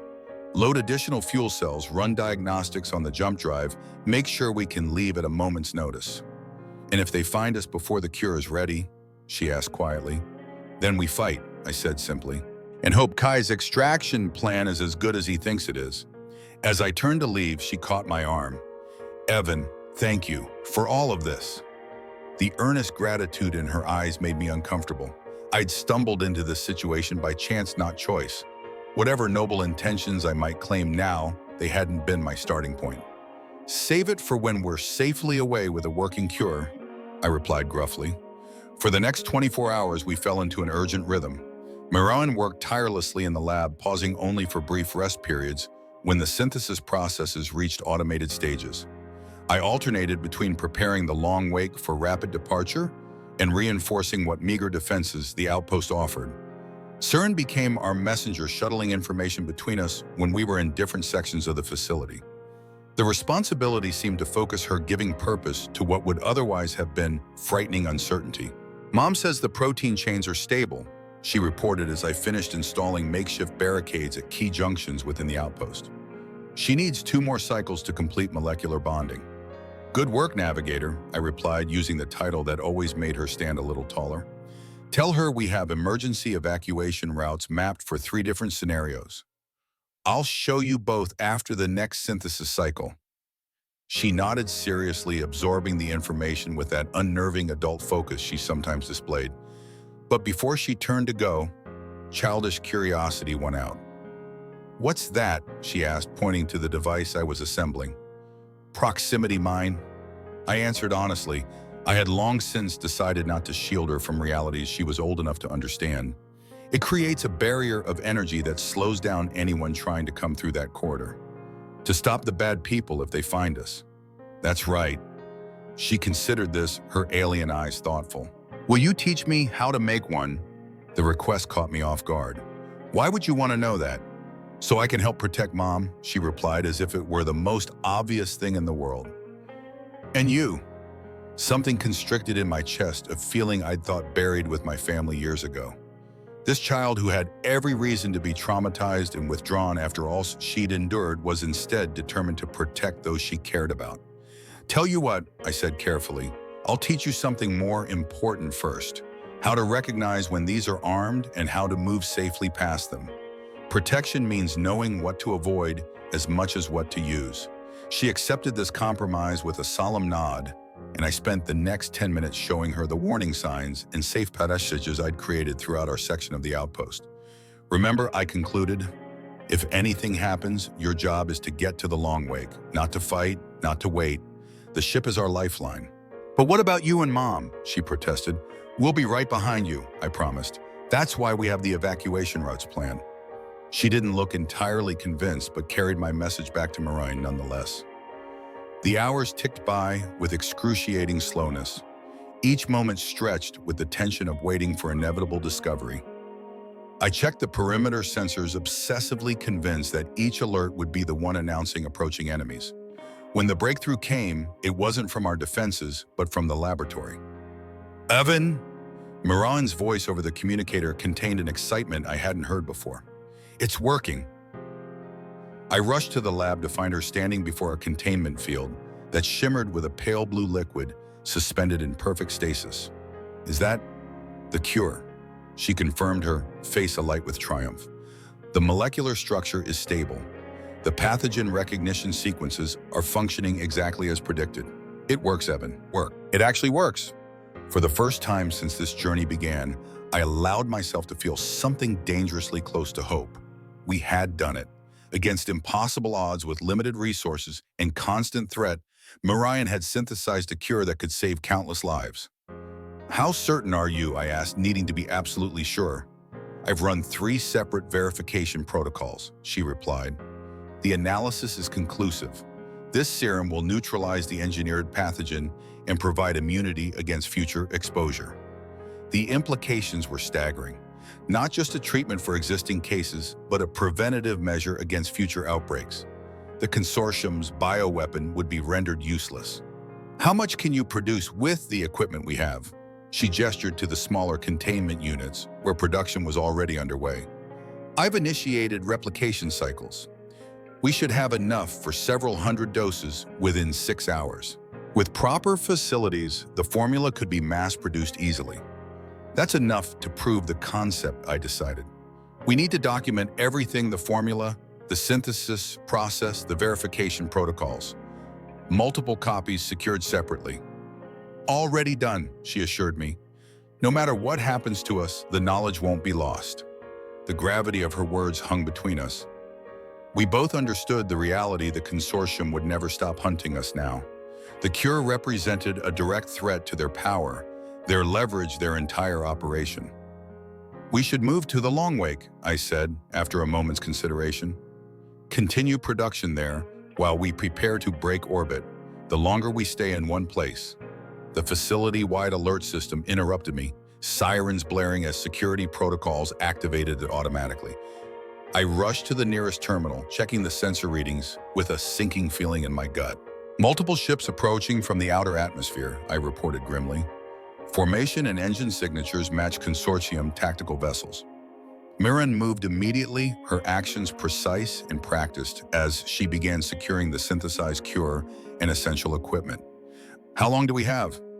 I studied the approach vectors. 15 minutes, maybe less. They're moving cautiously, probably scanning for defenses. We need at least 2 more hours for the secondary production cycle to complete, she said, frustration evident in her voice. The primary sampling isn't enough. 15 minutes versus 2 hours. The math was brutally simple. Take what we have, I decided. The formula is more important than quantity at this point. Serin. I turned to the child who stood watching us with wide, frightened eyes. Remember the evacuation plan we practiced? It's time. To her credit, she didn't panic. With only a quick glance at her mother for confirmation, she began gathering the emergency packs we'd prepared for exactly this scenario.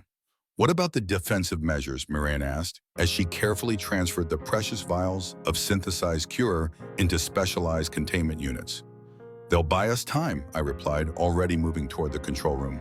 I'll initiate the automated security protocols, then meet you at the Long Wake. Don't wait more than 10 minutes. We're not leaving without you, she stated firmly in a tone that brooked no argument. 8 minutes, I amended. If I'm not there, you launch. Before she could protest further, I left the laboratory and sprinted toward the control center. The outpost's defensive capabilities were limited, but properly programmed, they could create enough confusion to cover our escape. The central console responded to my commands, activating dormant security systems and initiating deception protocols I'd prepared during our stay.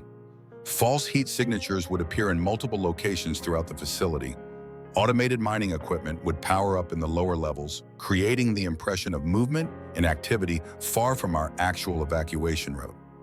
I was about to trigger the final sequence when the communication relay chimed with an incoming transmission on our secure channel. Incoming from Northwest Quadrant, providing cover fire. Extraction window 7 minutes from mark. Be ready. K. Kai was here. Somehow he tracked us just as the consortium had, but he'd arrived in time to help. The odds had just shifted slightly in our favor. I finished the security programming with renewed urgency, adding the Northwest Quadrant to the areas that would remain clear of false signatures and automated defenses. As a final measure, I initiated a cascading power failure that would begin in the outer sections and gradually work inward, forcing any intruders to deal with failing life support and unreliable systems. Time mark received, I sent back. Moving to extraction point. With the defenses set, I grabbed the emergency pack I'd prepared and headed toward our primary evacuation route. The sounds of the outpost powering down around me created an eerie accompaniment to my footsteps. Lights flickering, environmental systems, sputtering security doors, cycling between open and locked as conflicting commands executed. I was halfway to the landing pad when the first explosions rocked the facility. Not my defenses, these came from outside. The consortium had begun their assault. Through the viewport in an adjacent corridor, I caught glimpses of energy weapons fire cutting across Varus 7's perpetual dusk. Multiple ships engaged in aerial combat, one of which had to be Kai's. He was buying us the time we desperately needed. The road to the landing pad took me past the laboratory one final time. It was empty now, the essential equipment gone taken by Miraen and Serin to the long wake. But something caught my eye as I passed a small containment unit still actively processing, hidden behind the larger equipment we'd left behind. Miraen had continued the secondary production cycle despite our evacuation. I hesitated only briefly before detouring to collect the unit. The additional doses might make the difference between proving the concept and saving actual lives. Worth the extra minute of risk. The containment unit was heavier than it looked, requiring both hands to transport safely. I secured it in my pack and continued toward the landing pad, now moving with greater urgency as the facility shuddered around me there from continued bombardment. When I emerged onto the landing platform, chaos reigned. The sky above was crisscrossed with weapons fire, as at least 3 consortium ships engaged with a sleek black vessel that could only be Kai's. The Longwake's engines were already powered up the ship, hovering just above the platform, in readiness for immediate departure. I sprinted across the open space, painfully aware of how exposed I was to both enemy fire and the toxic atmosphere of Varus 7. My abbreviated breathing mask would provide only minutes of protection if the landing pad's environmental shields failed. I was 20 meters from the Longwake when the first enemy troops touched down at the far side of the platform. They moved with the coordinated precision of elite forces already deploying into offensive positions. "Evan, hurry!" Miraen's voice came through my communicator, tension evident despite the static. I redoubled my pace, but the weight of the pack with its precious cargo slowed me more than I'd anticipated. The consortium forces had spotted me now, energy weapons charging as they took aim. That's when Kai's ship swept low over the platform, laying down a barrage of covering fire that forced the troops to scatter for cover. In that moment of confusion, I closed the remaining distance to the Longwake and threw myself through the open airlock. "Go!" I shouted as soon as I was aboard, sealing the hatch behind me. The ship responded immediately, thrusters engaging at full power as we lifted away from the landing pad. Through the viewport, I watched as Kai's vessel continued to engage the consortium ships, drawing their fire away from our escape trajectory. "He's not going to make it," Miraen observed grimly, watching the same scene from the co-pilot's seat. "He knows what he's doing," I replied, taking control of the navigation systems. "Our job is to get that cure to safety." As if in response to my words, Kai's ship suddenly broke away from the fight, accelerating vertically at a rate that spoke of military-grade engines pushed beyond safe parameters. The maneuver caught the consortium vessels off guard, creating a momentary gap in their defensive coverage. "There's our window," I muttered, plotting a course through the opening. "Hold on tight." The Longwake shuddered as I pushed her engines beyond their normal limits to following in Kai's wake, but at a lower altitude, using the planet's toxic atmosphere to help mask our heat signature. If we could reach the jump point before the consortium regrouped. A proximity alert blared through the cockpit. One of the enemy ships had broken off to pursue us directly. "They've locked weapons," Miraen reported, reading the tactical display. Evasive pattern delta. I called out, throwing the long wake into a series of unpredictable maneuvers designed to break targeting locks.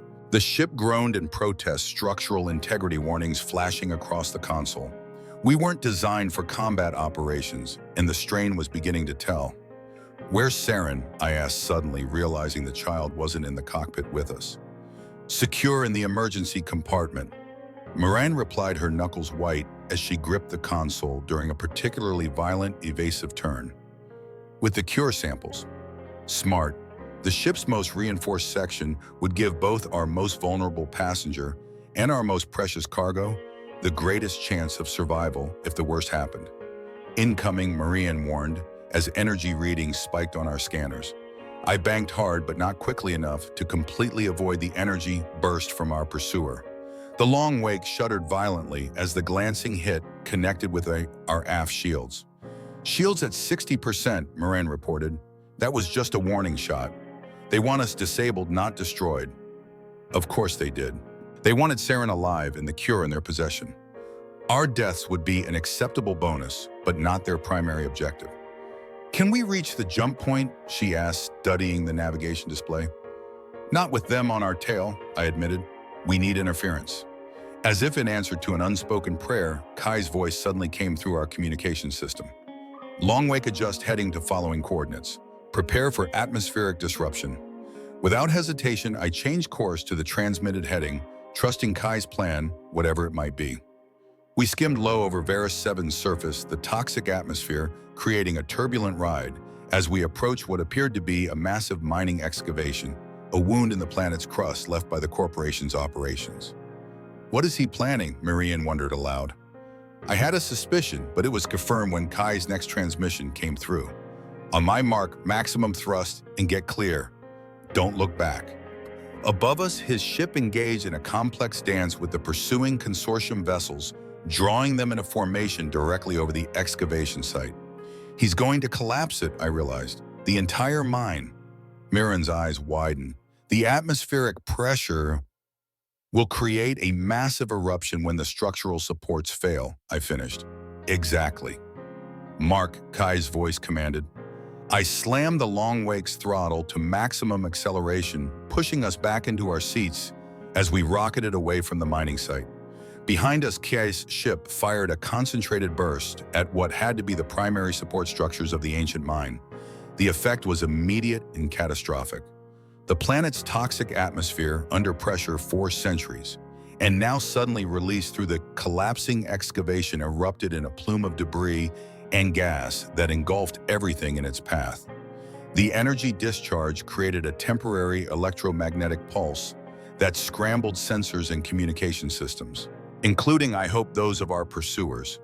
"Shields to maximum," I ordered as the shockwave approached. "Brace for impact." The long wake was tossed like a leaf in a hurricane as the eruption's effects caught up to us. For several harrowing seconds, we tumbled out of control, alarms blaring across every system as the ship struggled to maintain integrity.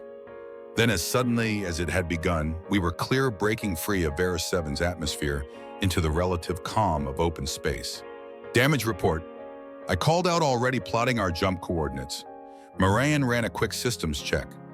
"Minor hull breaches in cargo section automatically sealed. Life support stable. Engines at 83% efficiency." Good enough, I decided, preparing for jump. "What about Kai?" she asked, scanning the chaotic sensor readings for any sign of his ship.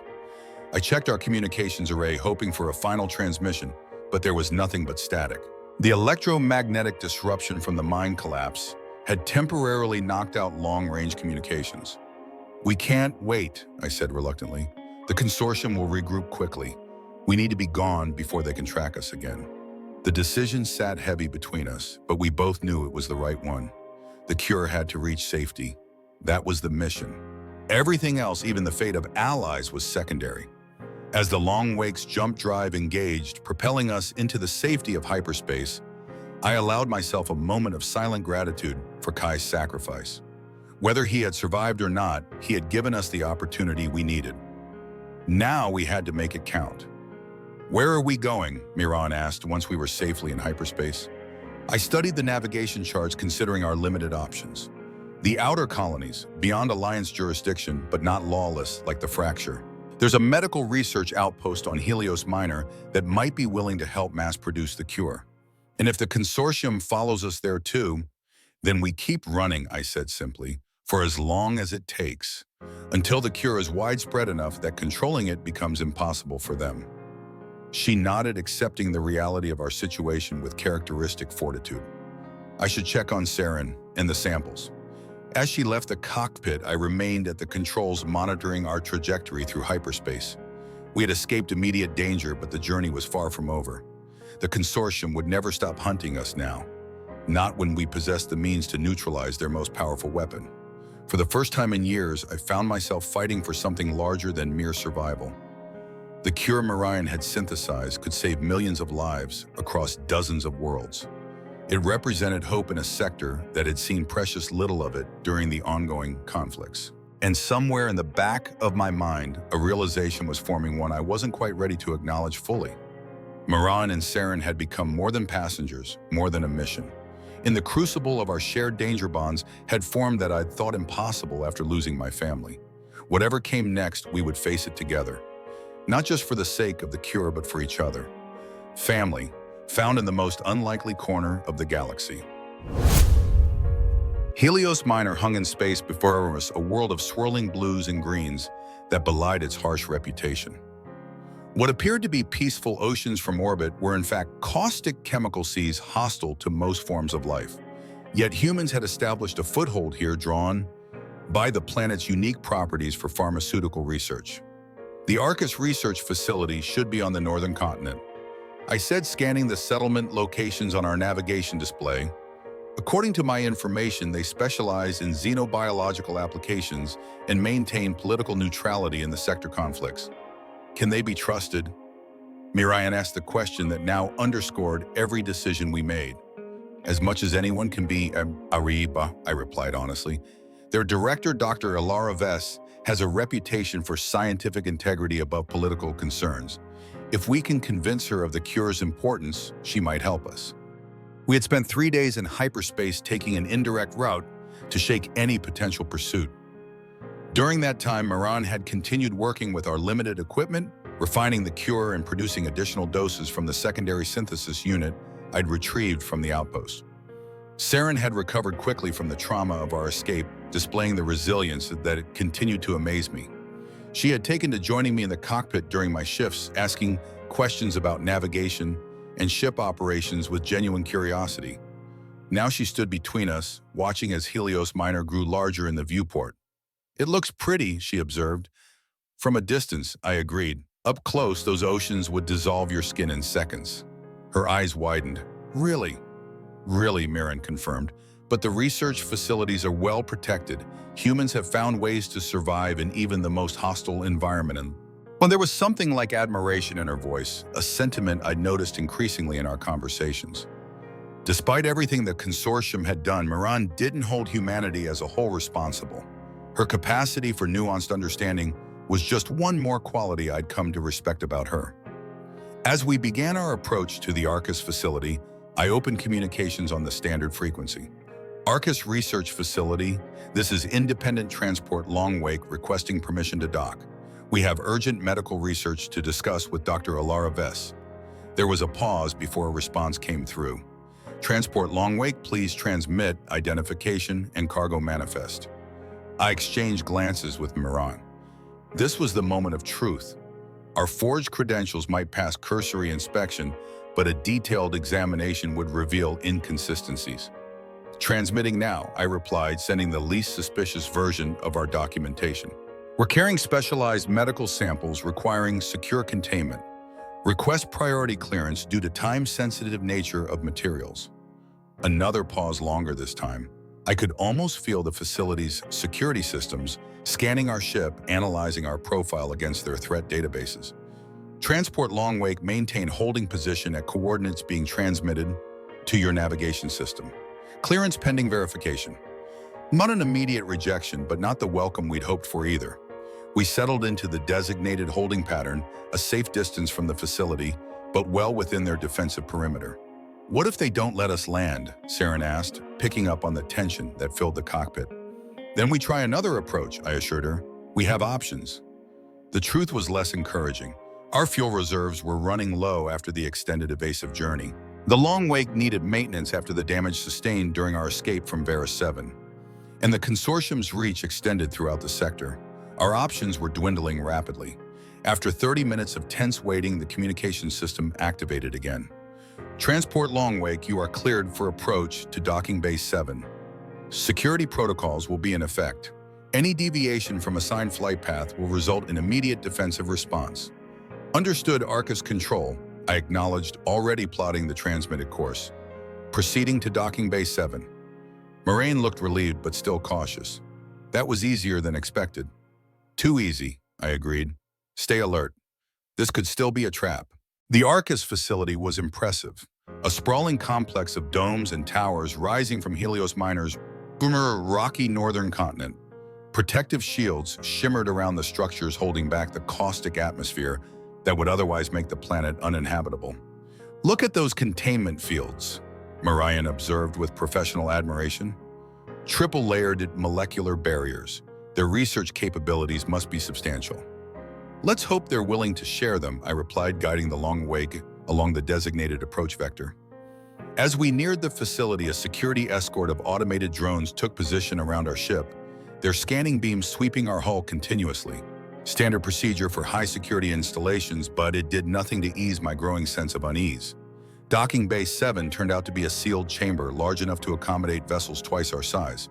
As the massive doors closed behind us, decontamination protocols engaged automatically, bathing the long wake in energy fields designed to neutralize any potentially harmful substances. Impressive security, I noted. Exactly what we need for the cure. Or exactly what would make us accessible to extract if this goes wrong, Miraen countered, always the pragmatist. Once the decontamination cycle completed, a delegation approached from an interior airlock. 4 security personnel in lightweight tactical gear flanked an older woman whose bearing suggested authority despite her unassuming appearance. Gray hair pulled back in a practical knot, piercing blue eyes that missed nothing, and the distinctive white coat of a senior researcher. That's Dr. Vess, I murmured. Her presence is a good sign. They wouldn't send the director for a security detention. Unless she wants to verify the threat personally, Miraen replied. Stay here with Serin, I decided. I'll make initial contact. If anything seems off, be ready to execute an emergency departure protocol. Miraen nodded, moving to the cockpit where she could monitor both the external situation and the ship's systems.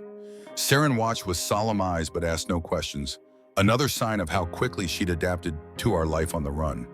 I descended the Longwake's ramp alone, hands visible to show I carried no weapons.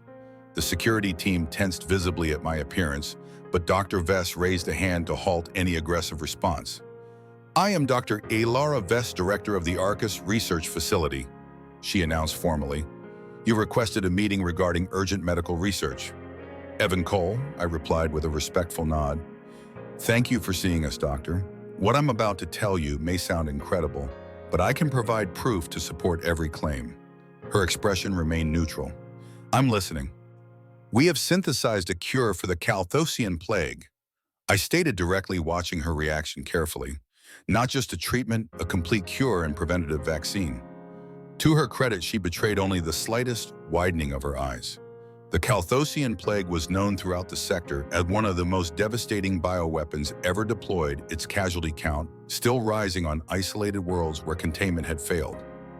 That's quite a claim, Mr. Cole, she said after a measured pause. One that would require extraordinary evidence. Which we have, I assured her, including the original researcher who developed the cure. Now, I had her full attention. A survivor from the Calthosian research team? That's impossible. All records indicate they were wiped out in the initial attack. Not all of them. Abrardin, and we have more than just the researcher. We have samples of the cure, documentation of the synthesis process, and the biological source of the antibodies that make it possible. Dr. Vess studied me with the calculating gaze of a scientist, assessing both the validity of my claims and the potential implications. You understand that if what you say is true, every major power in the sector would kill to possess this research. We're well aware, I replied grimly. The Omen Consortium has been hunting us across 3 systems already. They engineered the Plague Doctor, and they want exclusive control of the cure.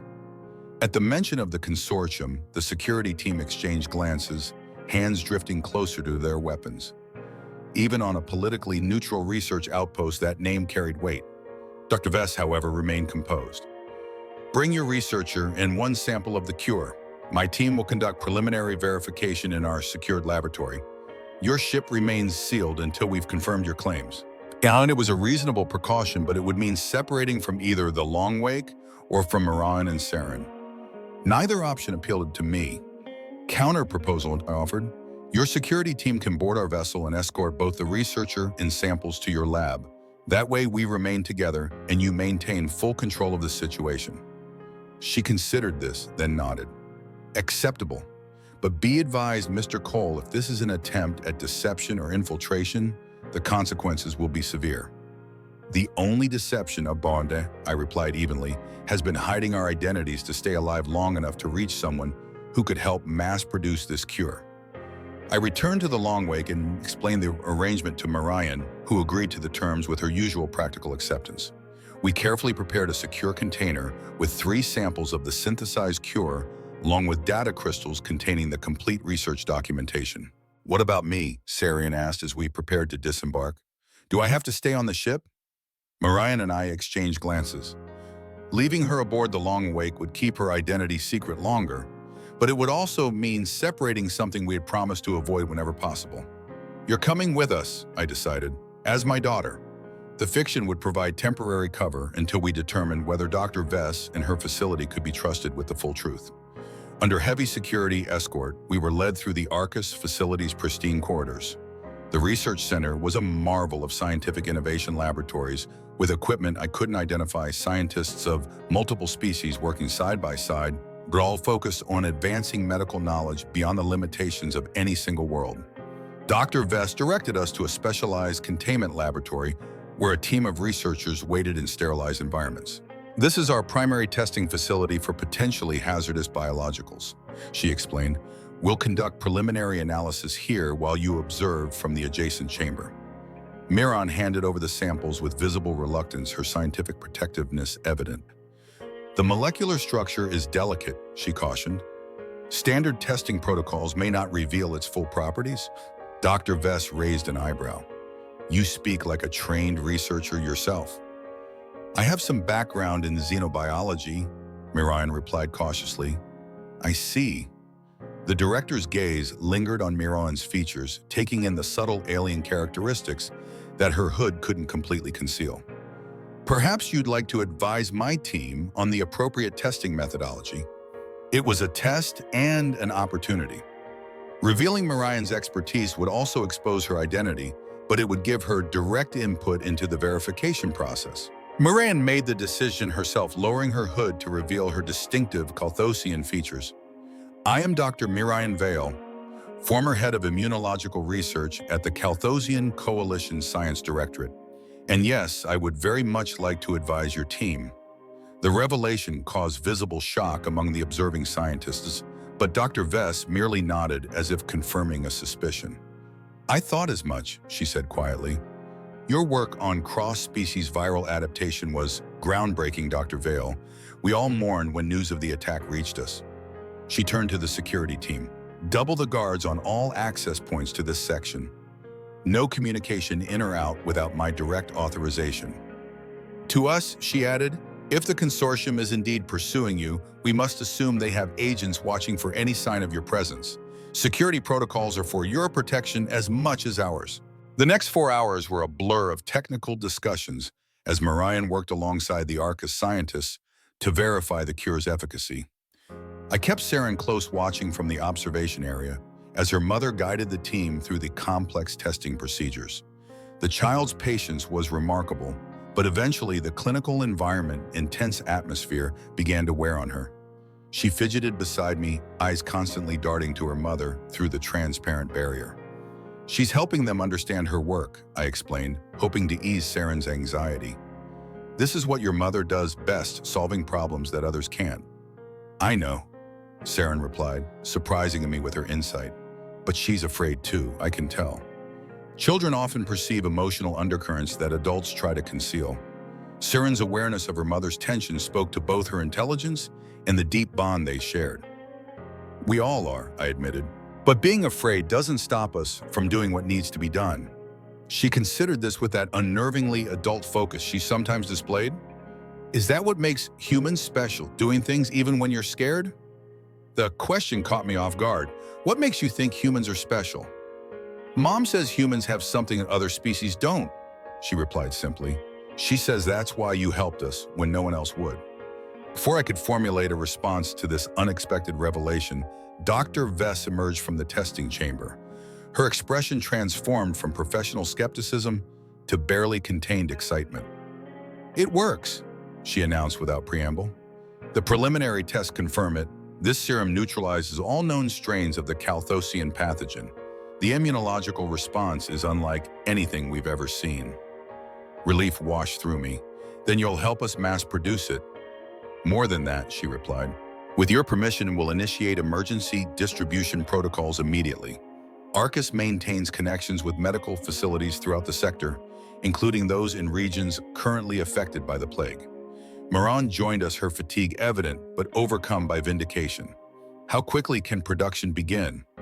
We'll convert 3 of our primary synthesis laboratories immediately up there, Dr. Vess assured her. First batches could be ready within 24 hours. Full-scale production within 3 days. It seemed too good to be true after weeks of desperate flight to find allies with both the capability and willingness to help on such a scale. My natural suspicion made me hesitate. Why would you take such a risk? I asked directly. The consortium won't just let this happen. They'll come after Arcus with everything they have. Dr. Vess's expression hardened.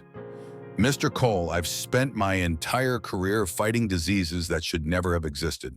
The Calthosian plague isn't the first engineered pathogen I've encountered, but it's certainly the most devastating. If we have the chance to end this particular horror, the risk is more than justified. Her sincerity was difficult to doubt, but experience had taught me that good intentions alone weren't enough in a sector where politics and profit usually prevailed over principles. The consortium has influence throughout the alliance, I pressed. What's to stop them from shutting down your operation through official channels?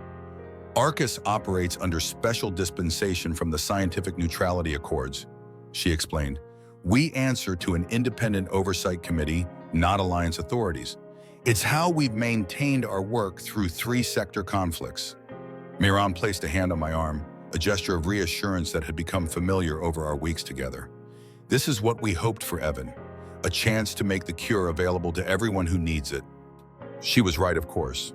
This had been our goal from the beginning, to prevent the consortium from controlling access to the cure to save lives across the sector, regardless of political affiliations.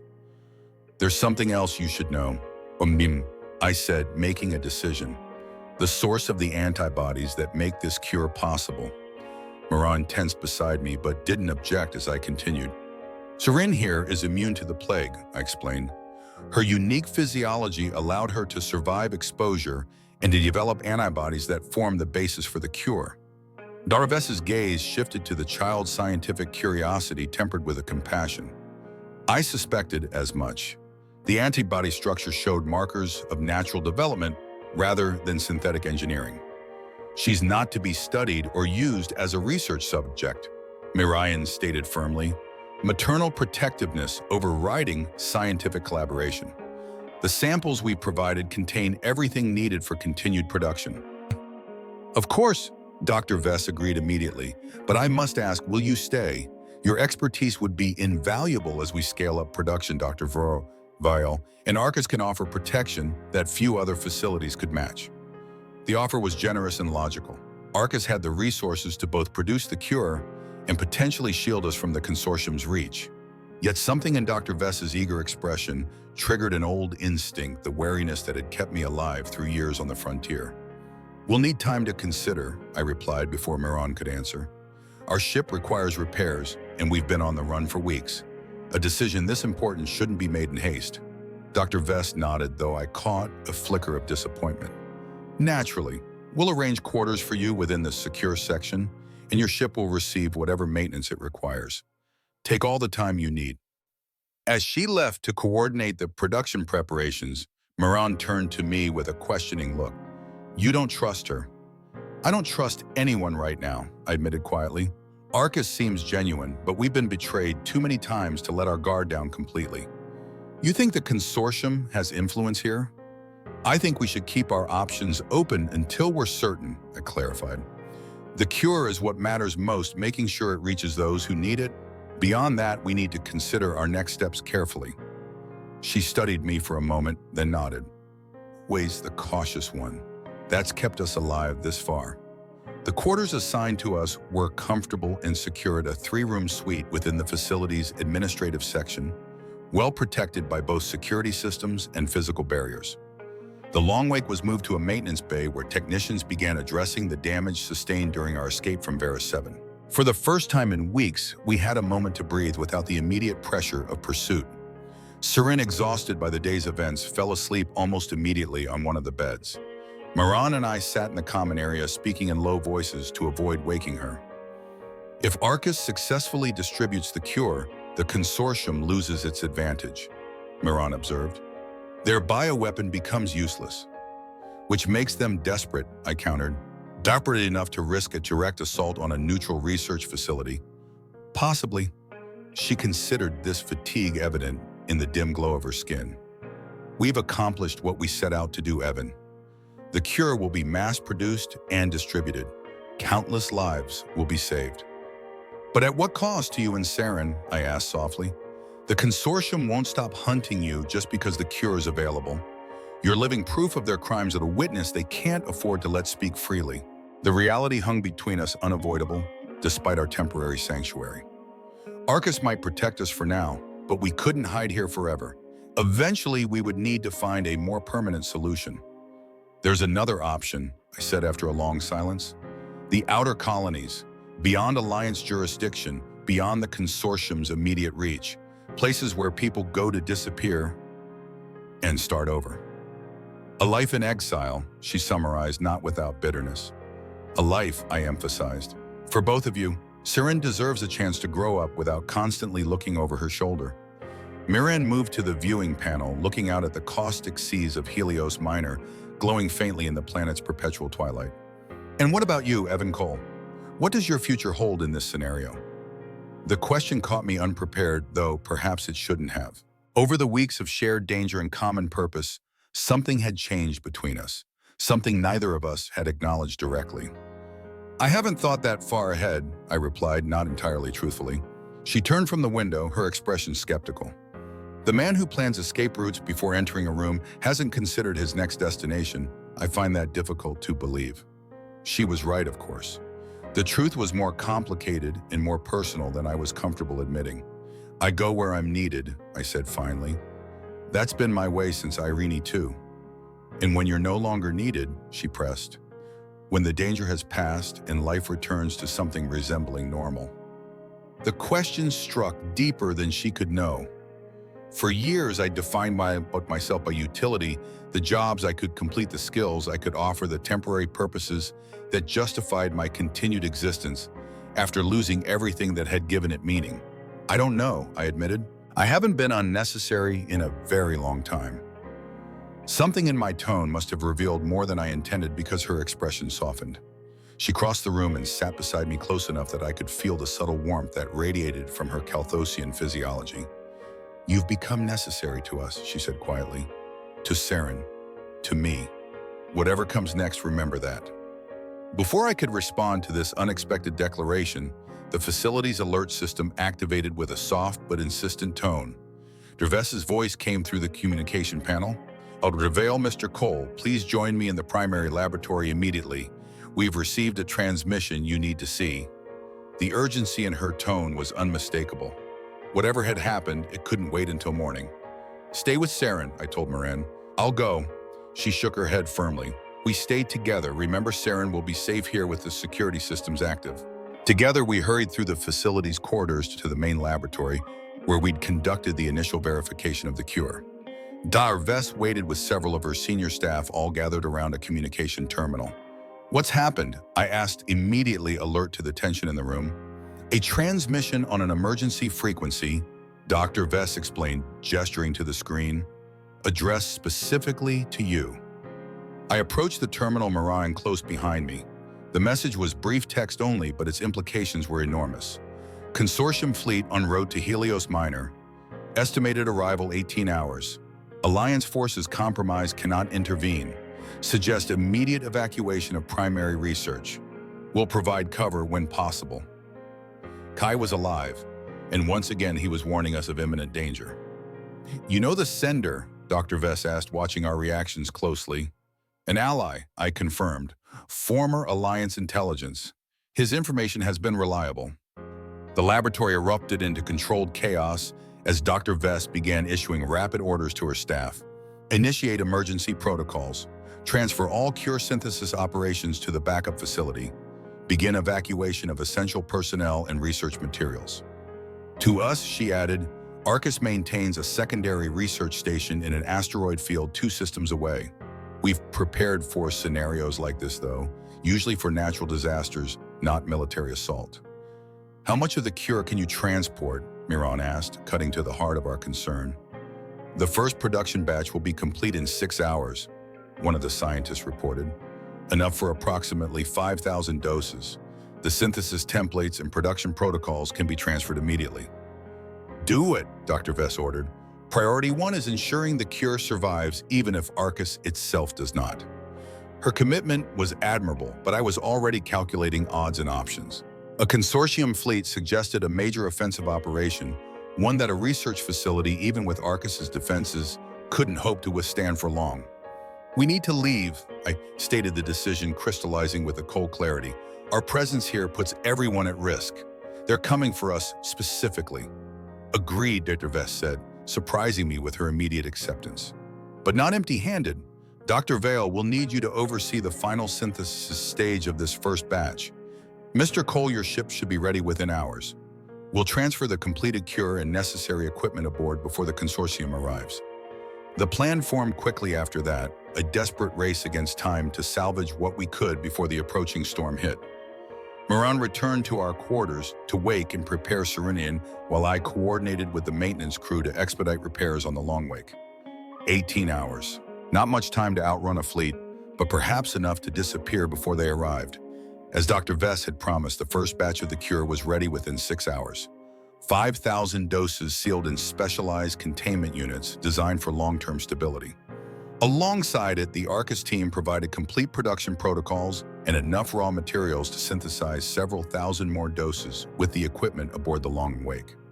This isn't just about saving yourselves now, Dr. Vess told us as the precious cargo was loaded. With these materials, you can establish production facilities wherever you go. The cure can spread faster than they can track it. It was a strategic masterstroke. Instead of a single target to destroy, the consortium would soon face dozens, then hundreds, as the cure proliferated beyond their ability to contain it. With 12 hours remaining before the projected arrival of the consortium fleet, the long wake was ready for departure. We said our goodbyes to Dr. Vess and her team, who would remain to oversee the evacuation of the remaining Arcus personnel to their secondary facility. You've given us something more valuable than you know, she told Miraen as they exchanged final instructions on the cure's production. Not just the cure itself, but hope. After the plague, many believed the Carthosian people were lost forever. Your survival, and especially Serin's, proves otherwise.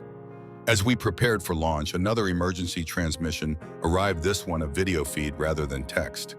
Kai's scarred face appeared on the screen, his expression grim but determined. Cole, I hope this reaches you in time, he began without preamble. The consortium fleet is moving faster than expected. Current ETA is 14 hours, not 18. They've deployed advanced scout stealth vessels that might already be in the Helios system. My heart sank. If stealth vessels were already present, our departure window might be even narrower than we thought. I'm en route to your position, he continued, but I won't arrive before they do. Get out now, take the cure and disappear. I've uploaded coordinates for a rendezvous point to this transmission secure location where we can regroup. The feed cut out abruptly, likely a security measure to prevent tracking. We need to launch immediately. I told Miraen, already moving toward the Long Wake's cockpit. If their scouts are already in system, The facility's alert system interrupted me, blaring at maximum volume as red emergency lights activated throughout the complex. Unidentified vessels detected entering atmosphere. The automated system announced, security breach in Sectors 7 and 12. All personnel enact emergency protocols immediately. They were already here. What happens next in our desperate escape? Will Evan, Miraen, and Serin make it off Helios Minor before the consortium's forces overwhelm them? And what about the cure? Will it reach those who need it most? Hit that subscribe button to find out in the next chapter of this interstellar adventure. Leave your predictions in the comments below, and join me for the epic conclusion of this humanity-affirming sci-fi journey. They're here early, I growled, grabbing Miraen's arm as we sprinted toward the long wake. Stealth teams, advance infiltration. Serin clutched her mother's hand, keeping pace with surprising determination for a child her size. The precious cargo of cure samples was already secured aboard our ship, but that wouldn't matter if we couldn't break free of Helios Minor's atmosphere. Alarms blared throughout the facility as we reached the docking bay. Security forces rushed past us, heading toward the reported breaches. Dr. Vess coordinated the defense from the central command post, her calm voice cutting through the chaos over the communication system. All essential personnel to evacuation points. Research Team Alpha initiate data, purge protocols. Security teams containment positions. The Long Wake's engines were already warming up. I'd remotely initiated launch preparations as soon as the alarm sounded. As we reached the ship, the docking bay doors began to close in automated response to the security breach. They're locking down the facility. Miraen realized, her voice tight with urgency. Not fast enough, I muttered, slapping the access panel to lower our boarding ramp. Get aboard now. As they rushed up the ramp, I entered the override code Dr. Vess had provided for just such an emergency. The docking bay systems hesitated, then accepted the command, halting the lockdown sequence long enough for us to complete boarding procedures. I sealed the ship as soon as we were inside, rushing to the cockpit to begin launch sequence. The Long Wake systems responded smoothly to my commands, the recent repairs holding as we prepared for emergency departure. Miraen, secure Serin and the cargo, I called over the internal comm. This launch is going to be rough. Through the viewport, I could see security forces engaging with infiltrators in the adjacent docking area, pulse weapons flashing in deadly exchange. The consortium had sent their elite strike teams, first aiming to secure the facility before their main fleet arrived. Arcus Control, this is Long Wake requesting emergency departure clearance. I transmitted, knowing protocol demanded the formality even in crisis. Dr. Vess's voice came through personally. Clearance granted, Long Wake. Eastern departure corridor is clear. Godspeed. As the docking clamps released, I pushed the engines to maximum thrust, propelling us out of the bay faster than safety regulations would normally permit. The ship shuddered under the strain, but held together as we accelerated away from the facility. Multiple vessels approaching from orbital position, Miraen reported, having taken her place at the tactical console. Designations unknown, but configuration matches consortium pursuit craft. Uploading Kai's coordinates now, I replied, feeding the rendezvous data into our navigation system. We need to break at atmosphere before they can establish a blockade. The Long Wake climbed through Helios Minor's caustic atmosphere engines, straining against both gravity and the pursuing vessels. Miraen maintained a running assessment of our tactical situation, her voice steady despite the danger. Lead vessel is locking weapons, she warned. Impact in 5 seconds. Deploying countermeasures. I responded, releasing a cloud of specialized particles designed to confuse targeting systems. Evasive pattern delta. The ship banked hard, narrowly avoiding the energy burst from our pursuer. The maneuver bought us precious seconds as we approached the upper atmosphere. 3 more vessels at intercept trajectory, Miraen reported. They're attempting to box us in.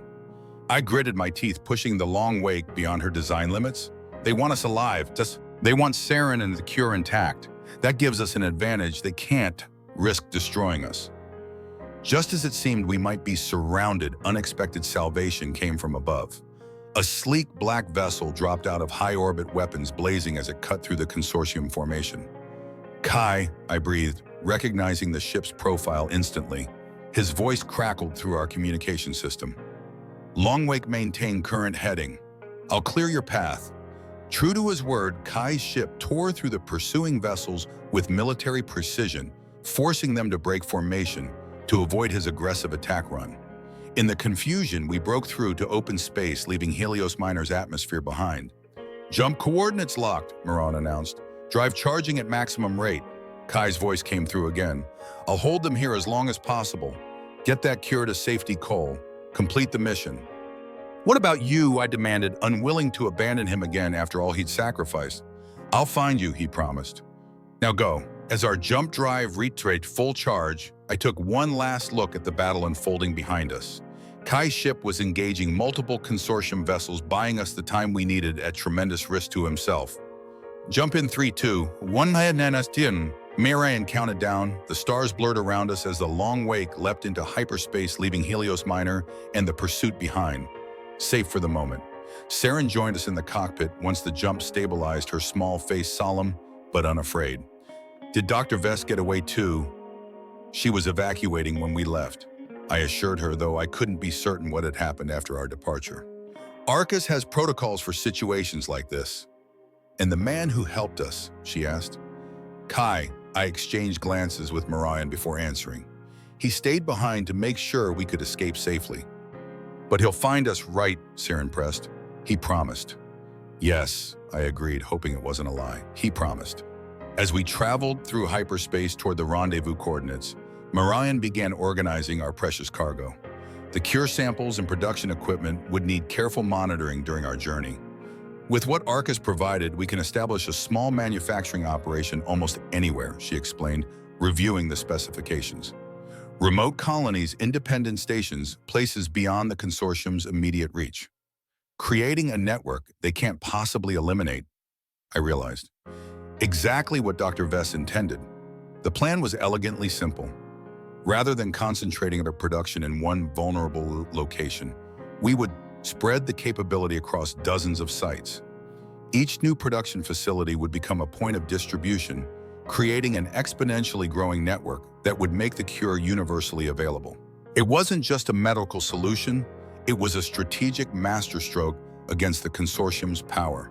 The rendezvous coordinates led us to an abandoned mining outpost in a system so unremarkable, it didn't even appear on most navigation charts. As we dropped out of hyperspace, sensors confirmed we were alone, no signs of pursuit, no waiting allies. "Now what?" Miraen asked as we established orbit around the barren planetoid below. "Now we wait," I replied, setting up passive scanning patterns to alert us if any vessels approached. "And we plan our next move." While we waited, I found myself drawn to the small cargo hold where Serin had fallen asleep among the precious containers of synthesized cure.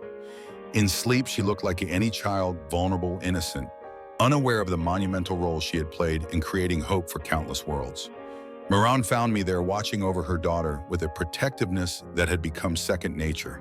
"She trusts you completely," she observed quietly, "even after everything she's been through." "Children are resilient," I replied, "more than we give them credit for." Even so, Miraen moved to stand beside me. Finding someone to trust after such betrayal, it's remarkable. There was something in her tone, a question unasked but hovering between us. "What happens now, Evan?" she finally voiced it.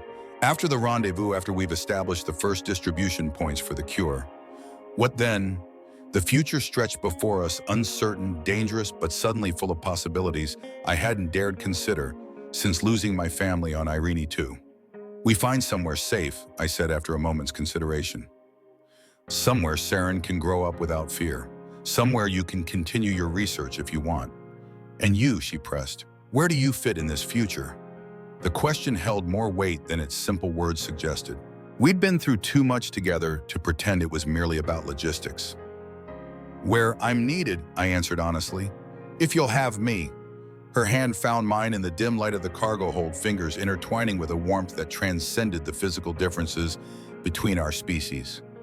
"We need you," she said simply, "both of us." The admission hung between us, fragile and precious. A beginning, perhaps, of something neither of us had expected to find amidst chaos and danger. A family formed not by blood or birth, but by choice and circumstance and courage. 3 days later, Kai's ship appeared at the rendezvous point, battle-scarred but intact. He brought news of Arcus. The facility had been damaged but not destroyed, its personnel successfully evacuated to their secondary research station. Dr. Vess had already begun establishing additional production sites for the cure using hidden channels to distribute it to affected worlds. The consortium is in disarray, he reported during our strategy session. Their leadership is fracturing over how to respond. Some want to double down on hunting you. You others are cutting their losses and attempting to distance themselves from the bioweapon program entirely. So we've won, Serin asked hopefully. Case smiled, a rare sight on his scarred face. We've changed the game, he corrected gently. The cure is spreading faster than they can track it. Every day, more worlds gain the ability to protect themselves. But they'll still hunt us. I noted, unwilling to surrender caution even in this moment of victory. Yes, he acknowledged, which is why my next mission is to create new identities for all of you, completely untraceable with backstories that will withstand any investigation. Miraen looked surprised. You would do that for us? After what you've accomplished? Kai shook his head. It's the least I can do. Besides, he added with unexpected sentiment, someone has to make sure this brave little one gets to have a childhood. Serin beamed at being recognized as brave, moving closer to her mother's side with the shy pride of a child unused to praise.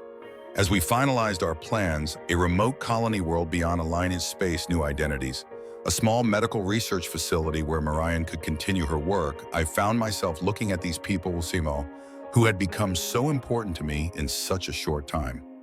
Miraen, brilliant and resilient, who had never surrendered hope despite overwhelming loss. Serin, whose courage and innocence reminded me daily why our struggle mattered.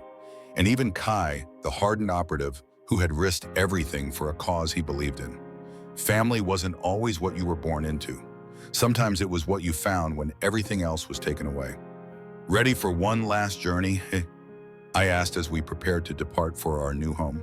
Miraen smiled, her hand finding mine with now familiar warmth. Lead the way, Captain. As the Long Wake's engines hummed to life, carrying us toward an uncertain but hopeful future, I realized that after years of aimless wandering, I had finally found my true purpose, not in cargoes delivered or jobs completed, but in the people I had chosen to protect. My family, found in the stars. What would have happened if Evan had walked past that auction, never meeting Miraen and Serin? How would the galaxy be different if one human hadn't stood up for what was right, even when it was dangerous? This story reminds us that humanity's greatest strength isn't our technology or weapons, but our capacity for compassion and courage when facing impossible odds.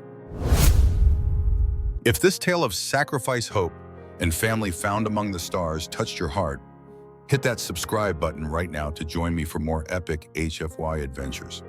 Leave a comment sharing your favorite moment from Evan, Miraen, and Serin's journey, and I'll see you in the next story where humanity's best qualities shine across the cosmos.